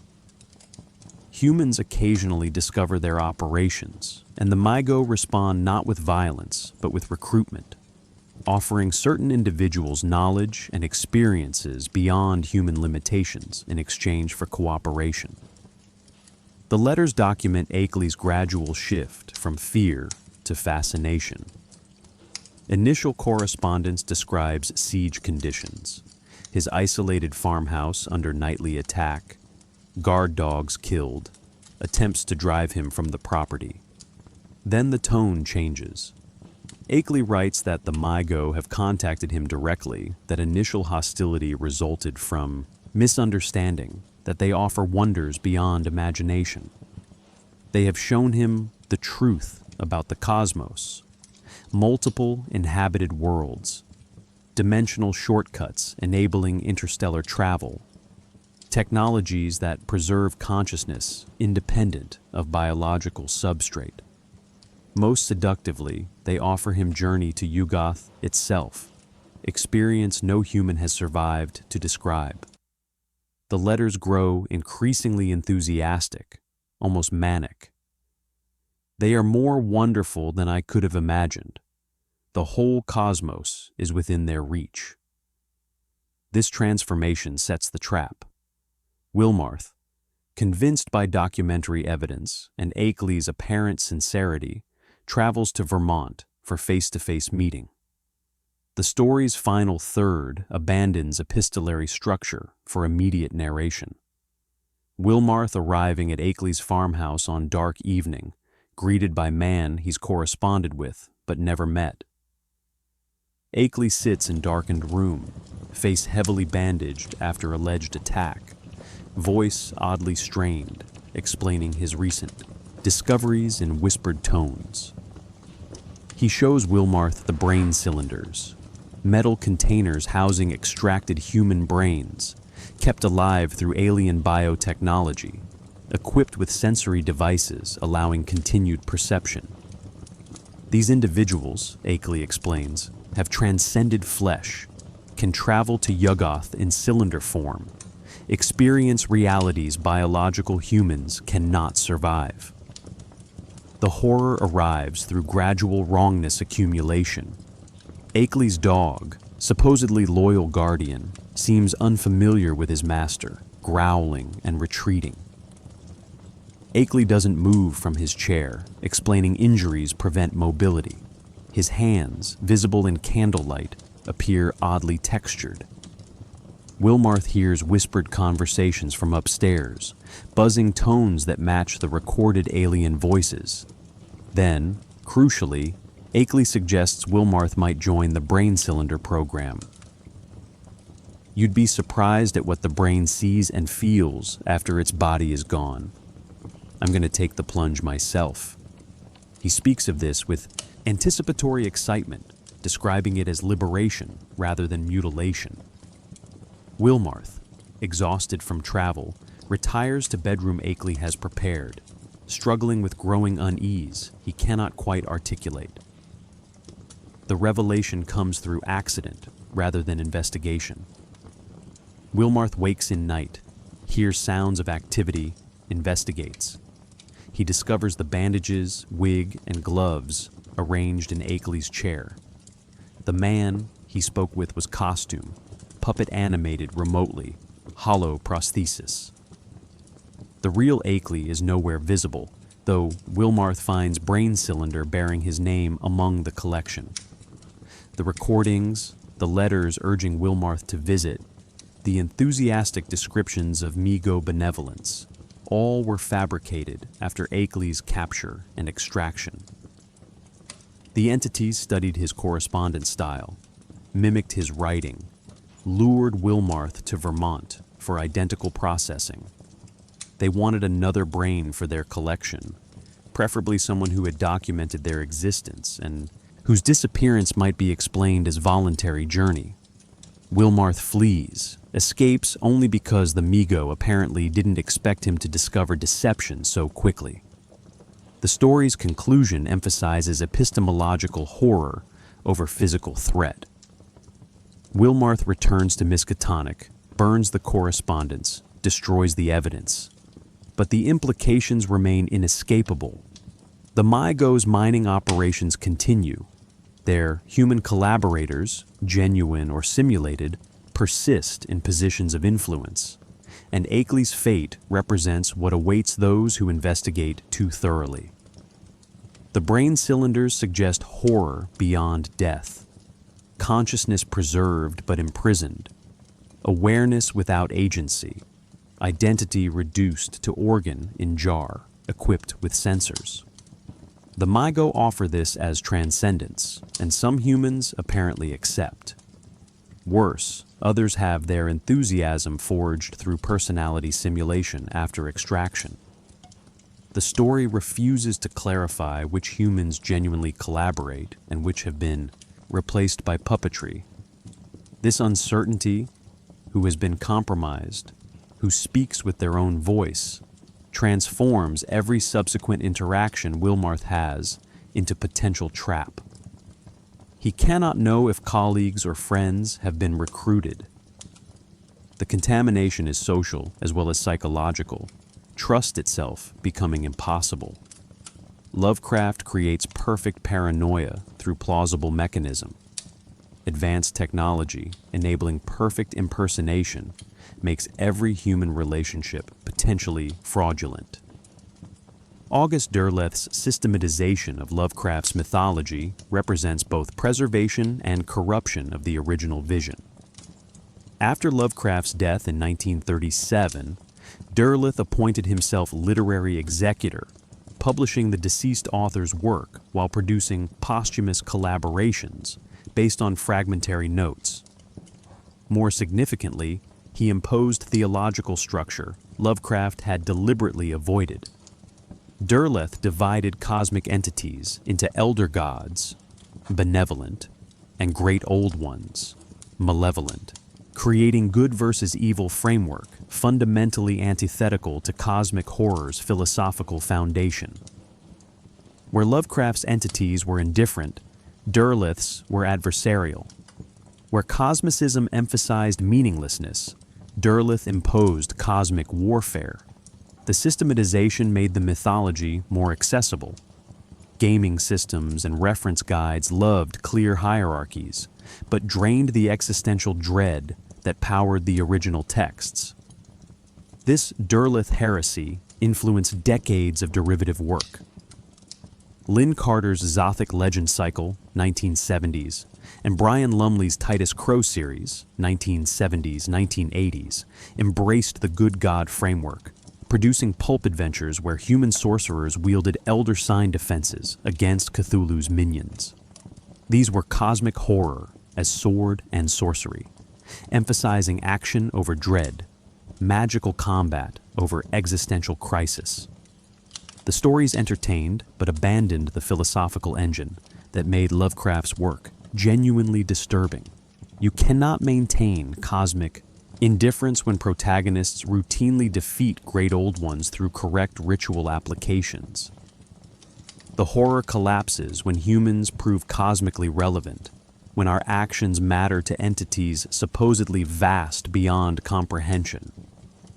This transformation from cosmic horror to heroic fantasy demonstrates how easily the genre's core insights can be domesticated. Ramsey Campbell redirected cosmic horror towards psychological internalization in the 1960s. His early work, explicitly Lovecraftian, relocated the mythology from New England to industrial England. Goatswood instead of Arkham, Brichester, replacing Miskatonic. More significantly, Campbell emphasized mundane horror-breeding cosmic dread, social isolation, poverty, mental illness providing psychological vulnerability through which cosmic forces might intrude. Stories like The Inhabitant of the Lake, 1964, and later collections treated cosmic entities less as external threats than as metaphors for psychological dissolution. The horror became ambiguous. Are protagonists genuinely contacted by alien consciousnesses or experiencing psychotic breaks?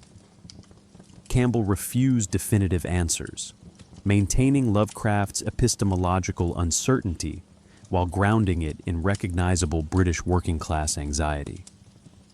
Thomas Ligotti represents cosmic horror's philosophical refinement, stripping away narrative adventure to expose pure pessimistic revelation.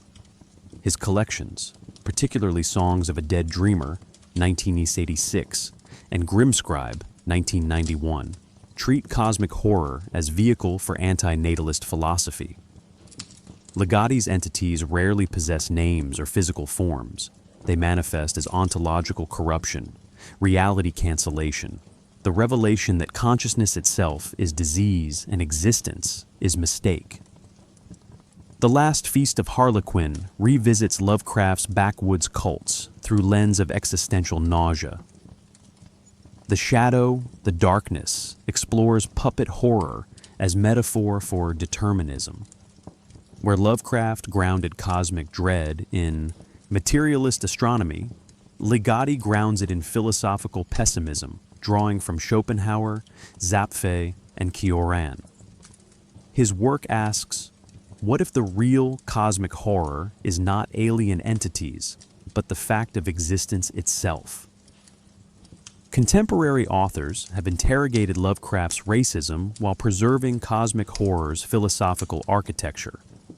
Victor Laval's The Ballad of Black Tom, 2016, directly confronts the horror at Red Hook, Lovecraft's most overtly racist story, by retelling events from perspective of black protagonist confronting both cosmic horror and white supremacist violence. Laval demonstrates that cosmic indifference applies equally to white civilization. The great old ones don't care about racial hierarchies humanity invents. N.K. Jemison's The City-Born Great uses cosmic horror framework to explore New York City gaining consciousness, inverting Lovecraft's urban decay anxiety into celebration of diversity and change. These revisions prove cosmic horror's mythology can incomprehensible be separated from its creator's prejudices without losing philosophical potency. Caitlin R. Kiernan queered cosmic horror through stories emphasizing transformation as liberation rather than corruption. Her collection, The Ammonite Violin and Others, 2010, features protagonists who choose alien metamorphosis, who find meaning in abandoning human categories. Where Lovecraft's characters resist transformation and mourn lost humanity, Kiernan's embrace it. Houses Under the Sea explicitly reworks The Shadow over Innsmouth, presenting transformation into Deep One hybrid as escape from oppressive terrestrial existence. This reads Lovecraft against himself, using his mythology to argue for radical bodily autonomy and rejection of enforced biological normativity. The cosmic entities become possibilities rather than threats, ways of existing outside categories that constrain and damage. The New Weird movement, exemplified by China Miéville's Perdido Street Station, 2000, and Jeff. Vandermeer's Southern Reach trilogy, 2014, absorbed cosmic horror into speculative fiction, emphasizing bizarre biology and incomprehensible ecology. Miéville's Baslag world features reality-warping entities and trans-dimensional parasites treated as natural features of fictional world's biology. Vandermeer's Area X transforms landscape itself into slowly spreading alien contamination, explicitly invoking the color out of space, while exploring ecological horror and environmental transformation. These authors treat cosmic horror's entities not as external invaders, but as ecological participants, strange life forms operating according to their own biological imperatives, indifferent to human concerns because they evolved under different selection pressures. Gaming proved unexpectedly influential in expanding and standardizing cosmic horror mythology. Chaosium's Call of Cthulhu RPG, 1981, required systematic taxonomy, stat blocks for entities, clear mechanics for sanity loss, geographic locations for adventures. This demanded precision Lovecraft deliberately avoided, forcing game designers to make definitive what source texts left ambiguous. The game's success meant generations of fans encountered cosmic horror, first through gaming materials that presented Derleth's systematization as canonical.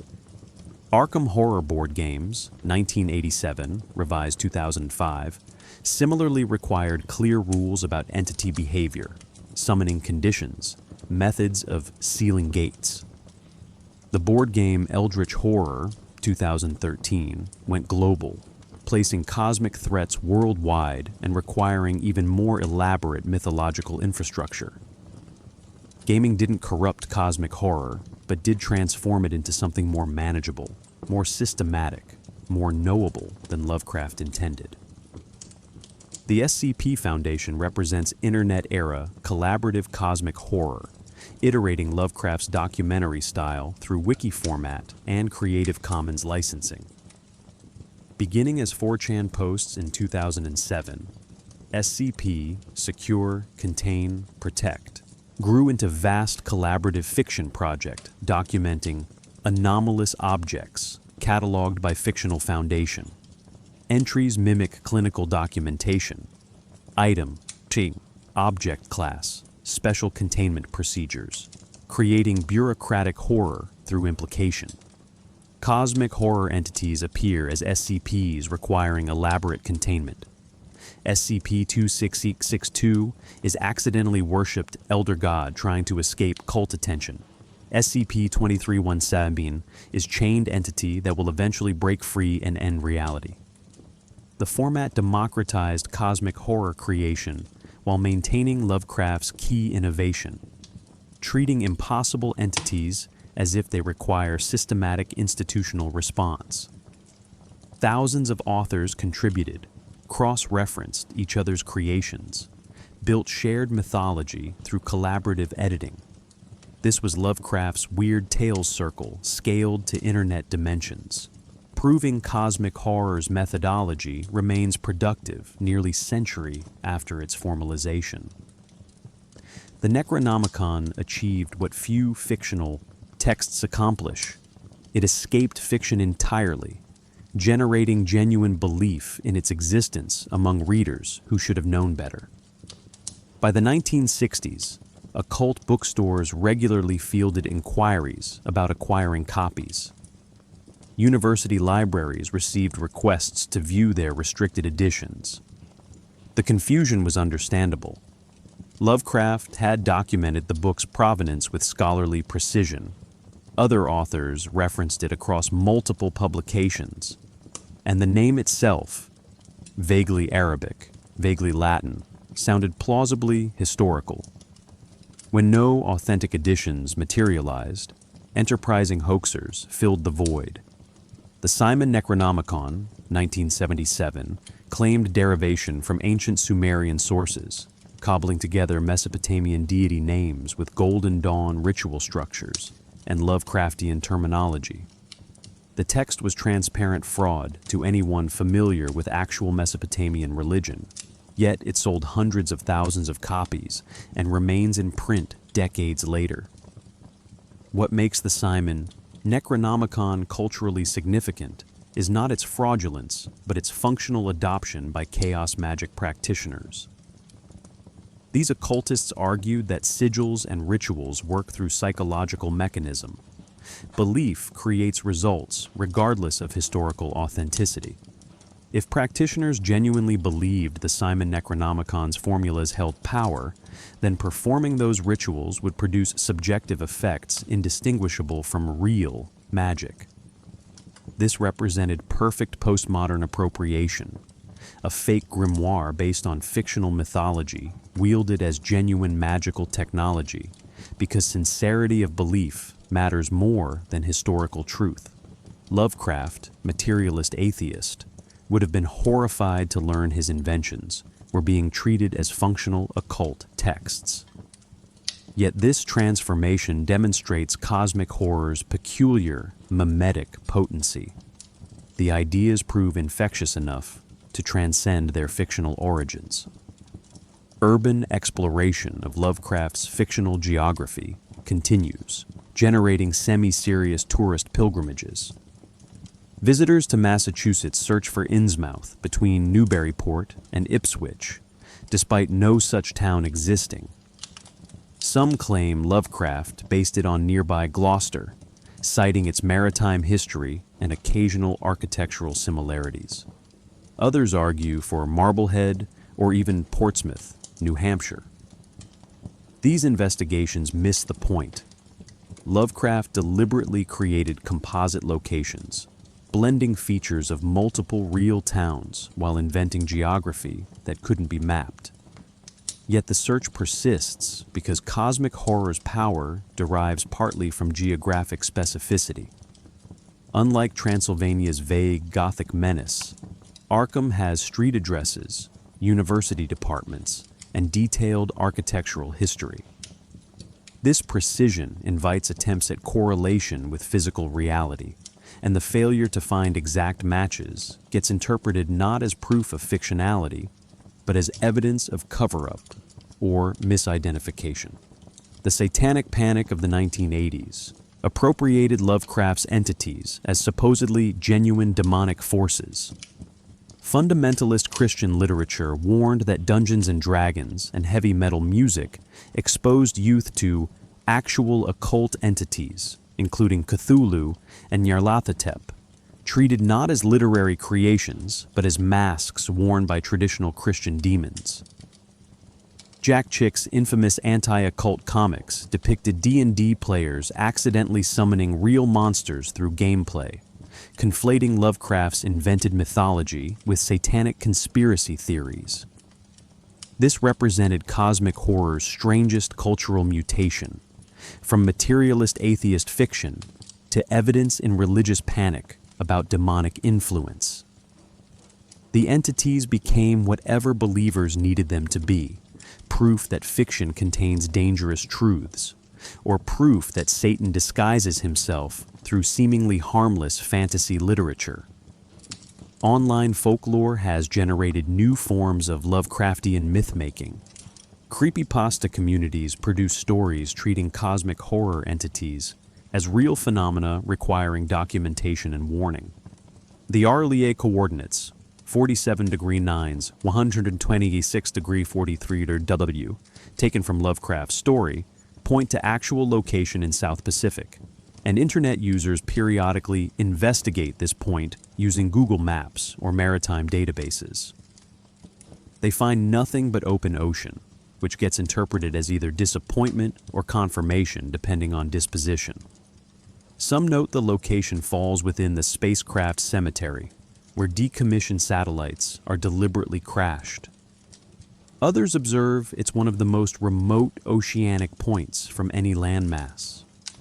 These facts get woven into conspiracy frameworks. Perhaps governments know about RLEA and actively suppress evidence.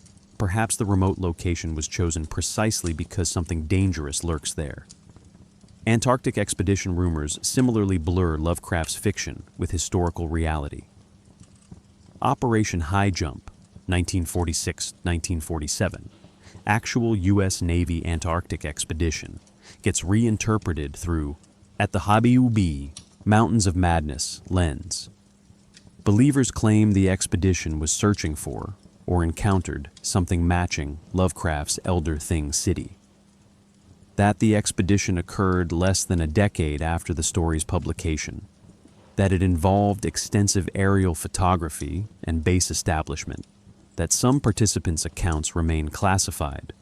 All these details fuel speculation that Lovecraft somehow knew or predicted what would be found. This requires ignoring that classified materials concern military strategy and Cold War positioning, not cosmic horror archaeology. Yet the conspiracy persists because Lovecraft's Antarctic horror feels more plausible than his Pacific nightmares. Antarctica actually is hostile, ancient, and largely unexplored. Projecting cosmic horror onto blank spaces of actual map proves irresistible.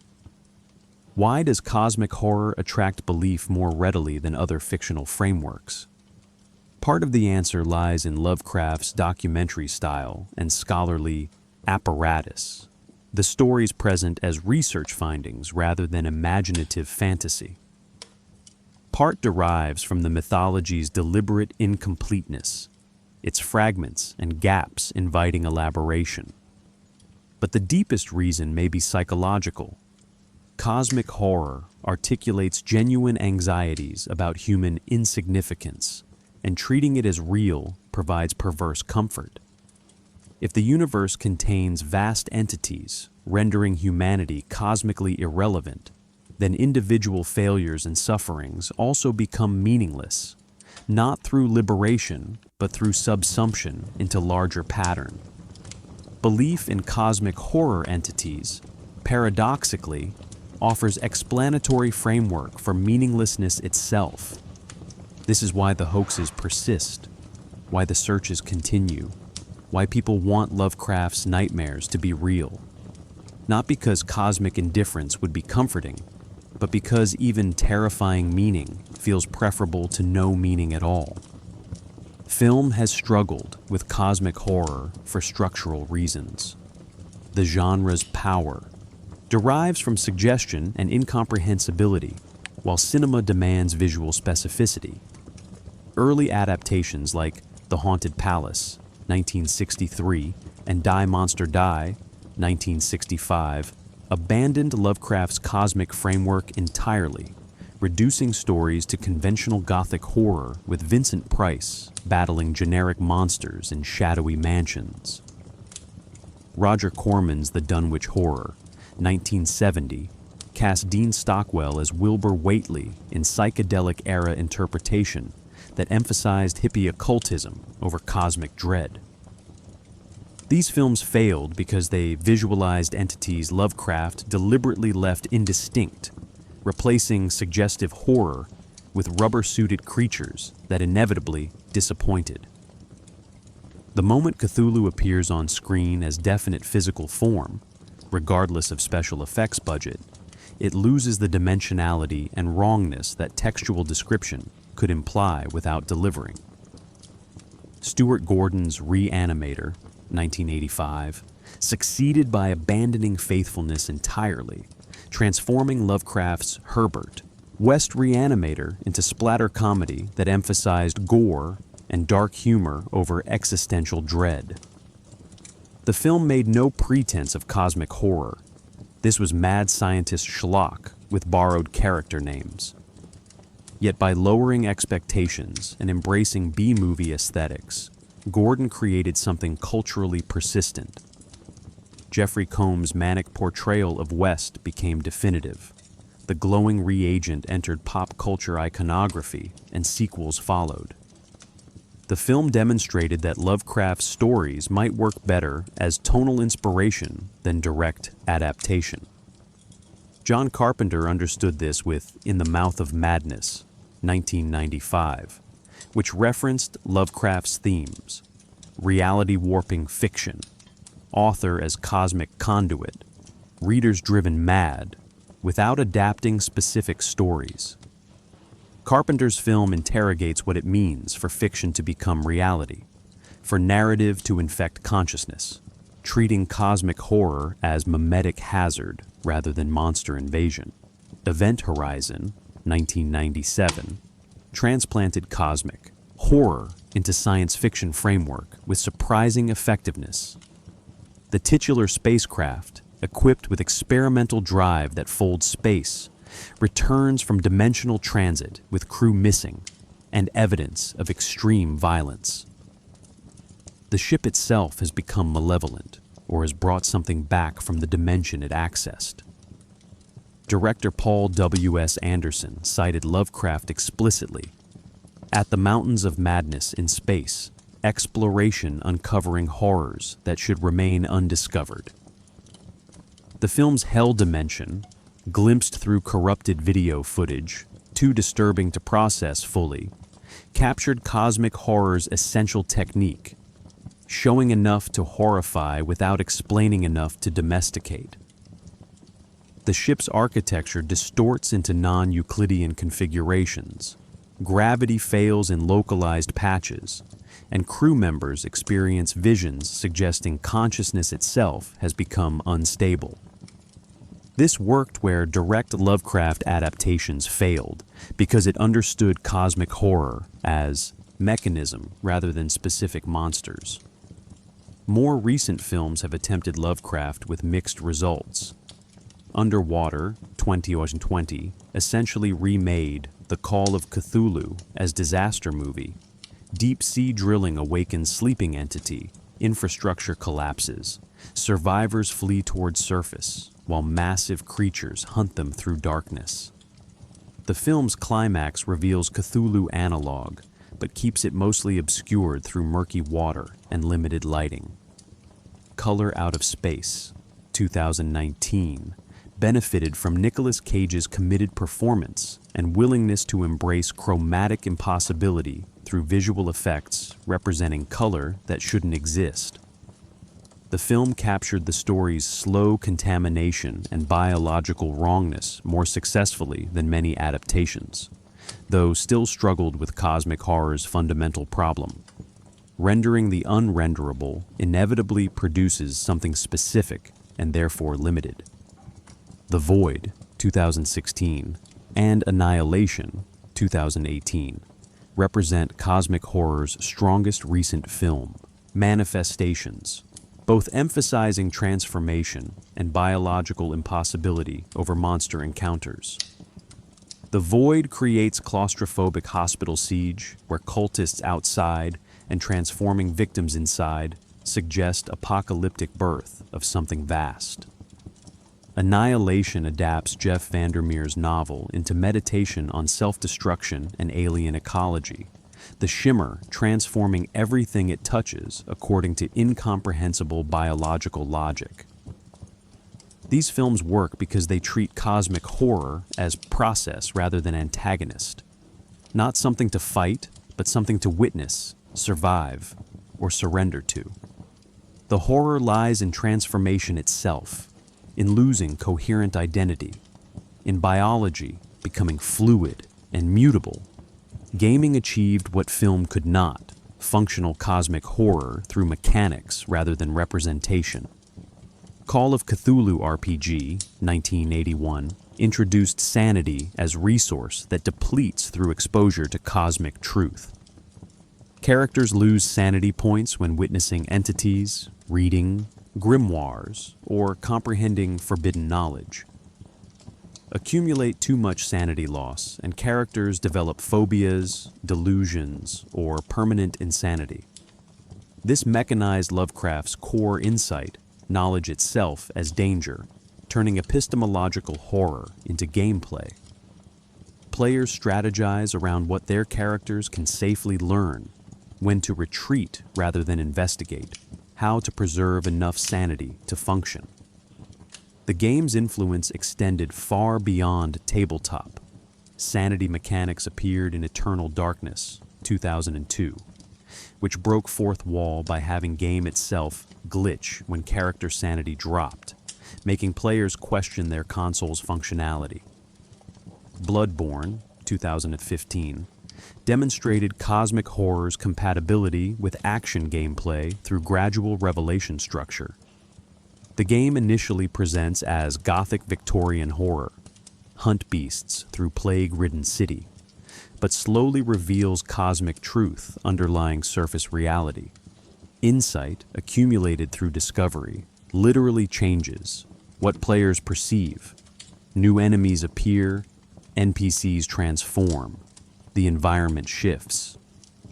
By endgame, players confront Great Ones manipulating reality from dimensional periphery, the entire narrative recontextualizing as cosmic horror rather than monster hunting adventure.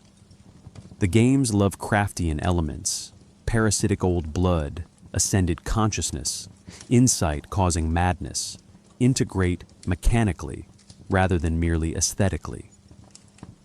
Players cannot achieve good ending without accumulating knowledge that transforms their character into something post-human. Music has absorbed cosmic horror across genres from doom metal to dark ambient. H.P. Lovecraft. Historical society produces musical adaptations. A Shoggoth on the Roof, A Very Scary Solstice, that treat the mythology with affectionate seriousness. Doom metal bands like Electric Wizard and Conan embrace Lovecraftian imagery for its tonal alignment with slow, crushing soundscapes, suggesting geological timescales and cosmic dread. Metallica's The Call of Cthulhu, instrumental from 1984's Ride the Lightning, and The Thing That Should Not Be, 1986, brought Lovecraft to thrash metal audiences, the latter's lyrics directly adapting The Shadow over Innsmouth. Hybrid children watch the sea, pray for father, roaming free. Dark ambient projects, particularly cryo-chamber label releases, create hours-long soundscapes evoking underwater depths, Antarctic wastes, and interdimensional spaces. Music designed for contemplation of cosmic vastness rather than entertainment. These adaptations succeed when they understand cosmic horror as methodology rather than content. The specific entities matter less than the techniques. Suggestion over revelation. Transformation over confrontation. Knowledge as contamination. And human insignificance as structural principle. Film struggles because it must show. Gaming succeeds because it can simulate. Music works because it evokes without defining. The best adaptations don't try, faithfully recreating Lovecraft's stories, but instead ask, what would cosmic horror look like in this medium following these principles? The answer varies across platforms, but the underlying philosophy, that consciousness confronting cosmic reality, breaks not through weakness, but through accurate comprehension, remains portable across any narrative form willing to embrace it seriously. Philosophy absorbed cosmic horror as serious intellectual framework through Eugene Thacker's In the Dust of This Planet, 2011, which became unlikely bestseller after appearing on True Detective and being worn on Kanye West's jacket. Thacker's Horror of Philosophy project treats Lovecraft and cosmic horror as legitimate philosophical tradition engaging with the world without us, reality indifferent to human existence, continuing identically whether consciousness observes it or not. This aligned cosmic horror with speculative realism and object-oriented ontology, philosophical movements, rejecting post-Kantian anthropocentrism.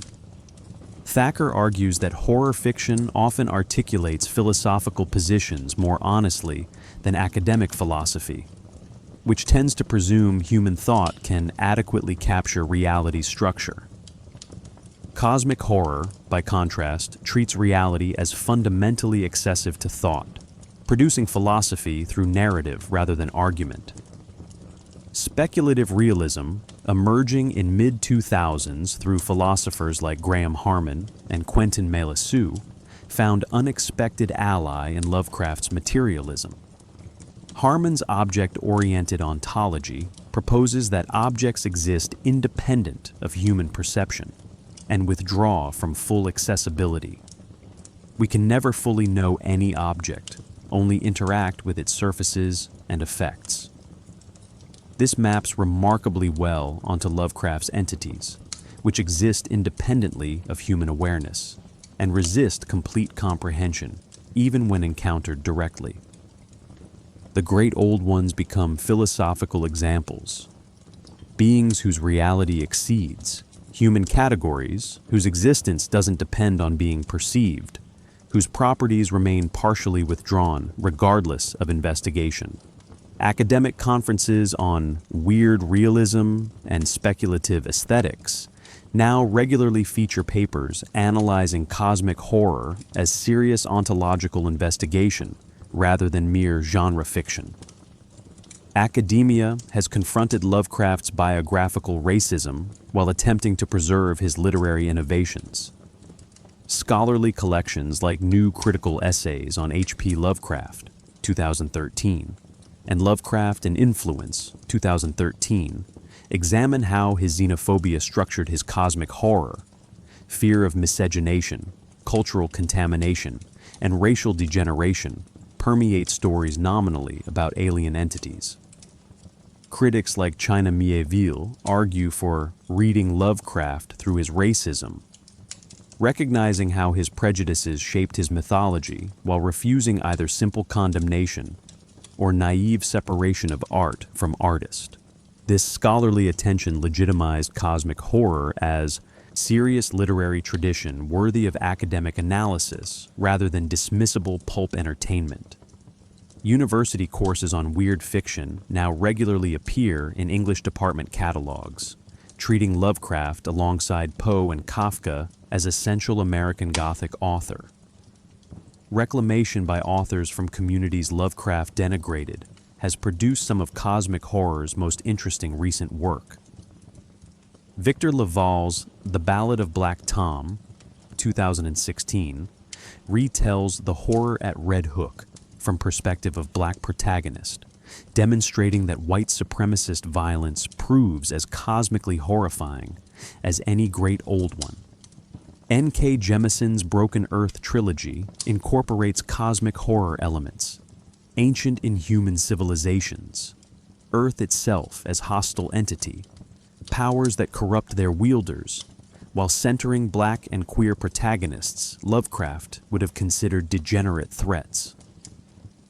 Ruthanna Emrys's Innsmouth Legacy series reimagines Deep One hybrids as persecuted minority subjected to government internment, their transformation representing queerness and otherness rather than contamination. These authors prove cosmic horror's philosophical framework: insignificance, transformation, forbidden knowledge, separable from its creator's bigotry. These creatures endure because they articulate anxieties that intensify rather than diminish with time.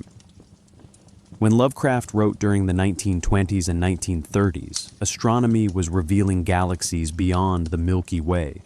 Einstein's relativity was dissolving absolute space and time, and quantum mechanics was suggesting reality operated according to principles that violated common sense. 21st century cosmology has confirmed and amplified these revelations. The observable universe contains approximately 2 trillion galaxies, each with hundreds of billions of stars, scattered across distances measured in billions of light years. Dark matter constitutes 85% of the universe's mass, and we cannot detect it directly. We know it exists only through gravitational effects we cannot otherwise explain. Dark energy, even more mysterious, drives the universe's accelerating expansion toward eventual heat death when all stars exhaust their fuel and entropy reaches maximum. Lovecraft's cosmic horror, premised on human insignificance in vast, indifferent universe, has been empirically validated by subsequent scientific discovery. Scale anxiety pervades modern consciousness in ways Lovecraft anticipated. Social media enables awareness of billions of simultaneous human experiences, each person living complete subjective life as complex as your own. Yet you can meaningfully engage with perhaps a few hundred individuals across entire lifespan. The psychological effect resembles confronting elder gods, awareness of vastness that consciousness cannot adequately process, significance dissolving into statistical noise.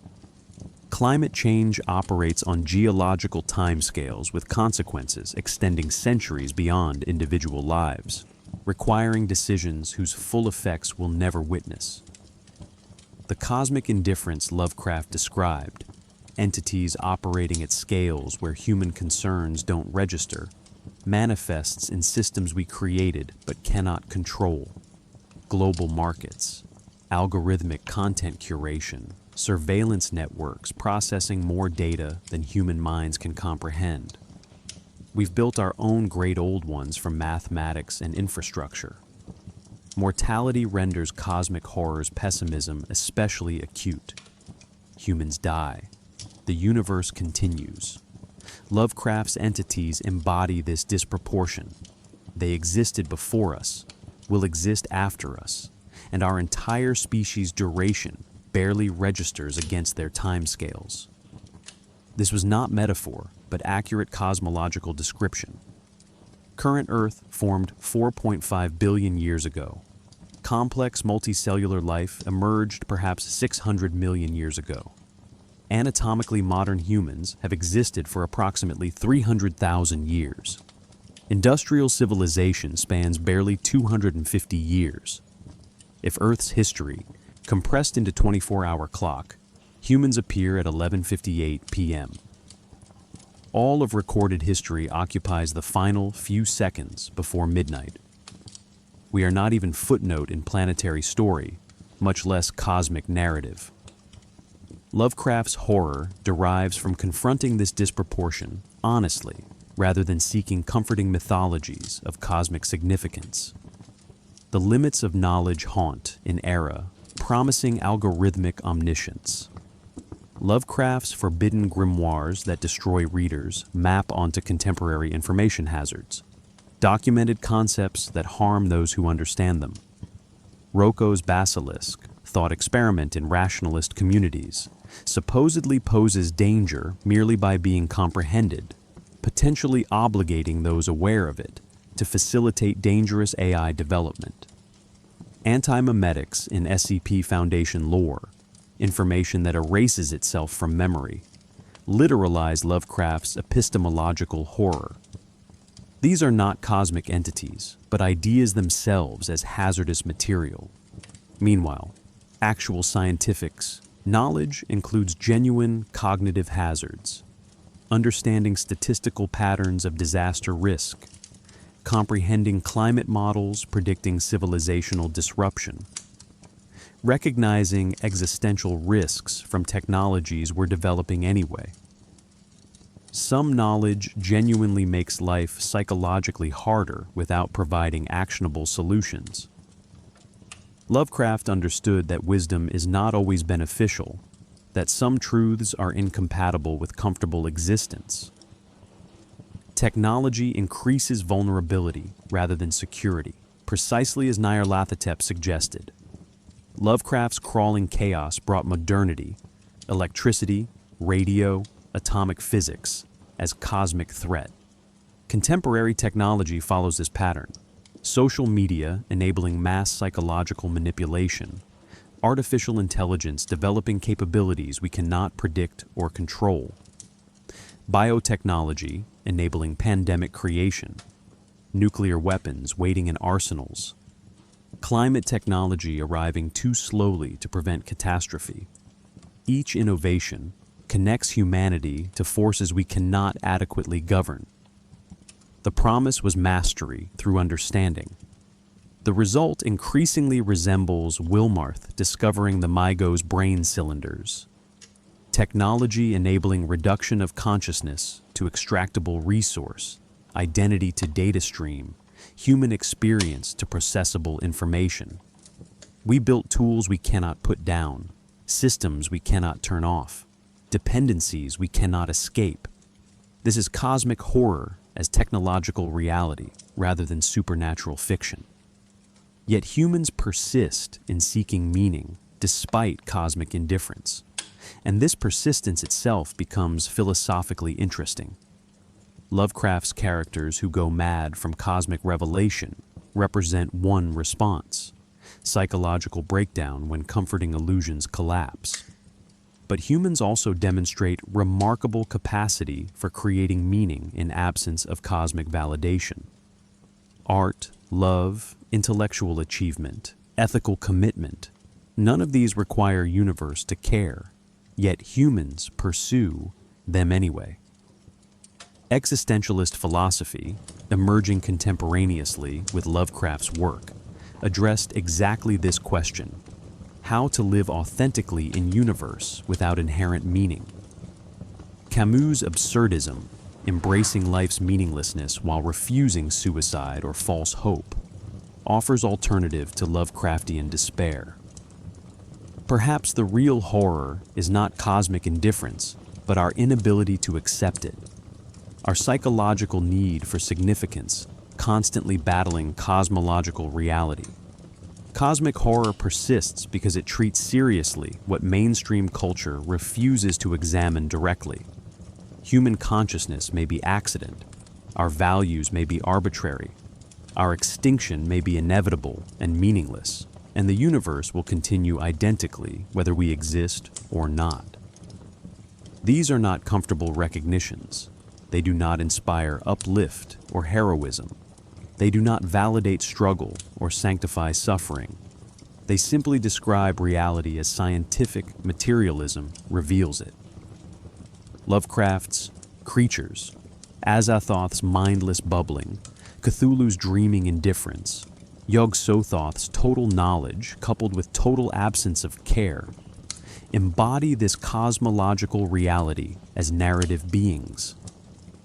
They are not metaphors requiring decoding, but direct representations of universe's actual properties: vastness, age, indifference, incomprehensibility, and continuing operation according to principles that don't accommodate human psychological needs. The fascination with cosmic horror in 21st century may indicate cultural confrontation with these truths at unprecedented scale. Previous generations could maintain comforting mythologies more easily, flat earth, young universe, humanity as divine creation. Contemporary knowledge makes these positions increasingly difficult to sustain seriously. We know we're evolutionarily contingent mammals on unremarkable planet orbiting average star in ordinary galaxy among trillions. We know consciousness arises from neurological processes and ceases permanently at death. We know the universe is expanding toward heat death, that our sun will eventually engulf Earth, that on cosmological timescales, everything humans have ever done will leave no trace. Cosmic horror doesn't invent these realities. It simply refuses to look away from them, refuses to comfort, refuses to pretend knowledge will save us, or that meaning inheres in universe rather than being projected onto it by desperate consciousness. The creatures remain terrifying not despite their fictional nature, but because they accurately represent actual universe's relationship to human concerns. Vast, ancient, powerful, utterly indifferent, and continuing regardless of whether we understand, survive, or ever existed at all.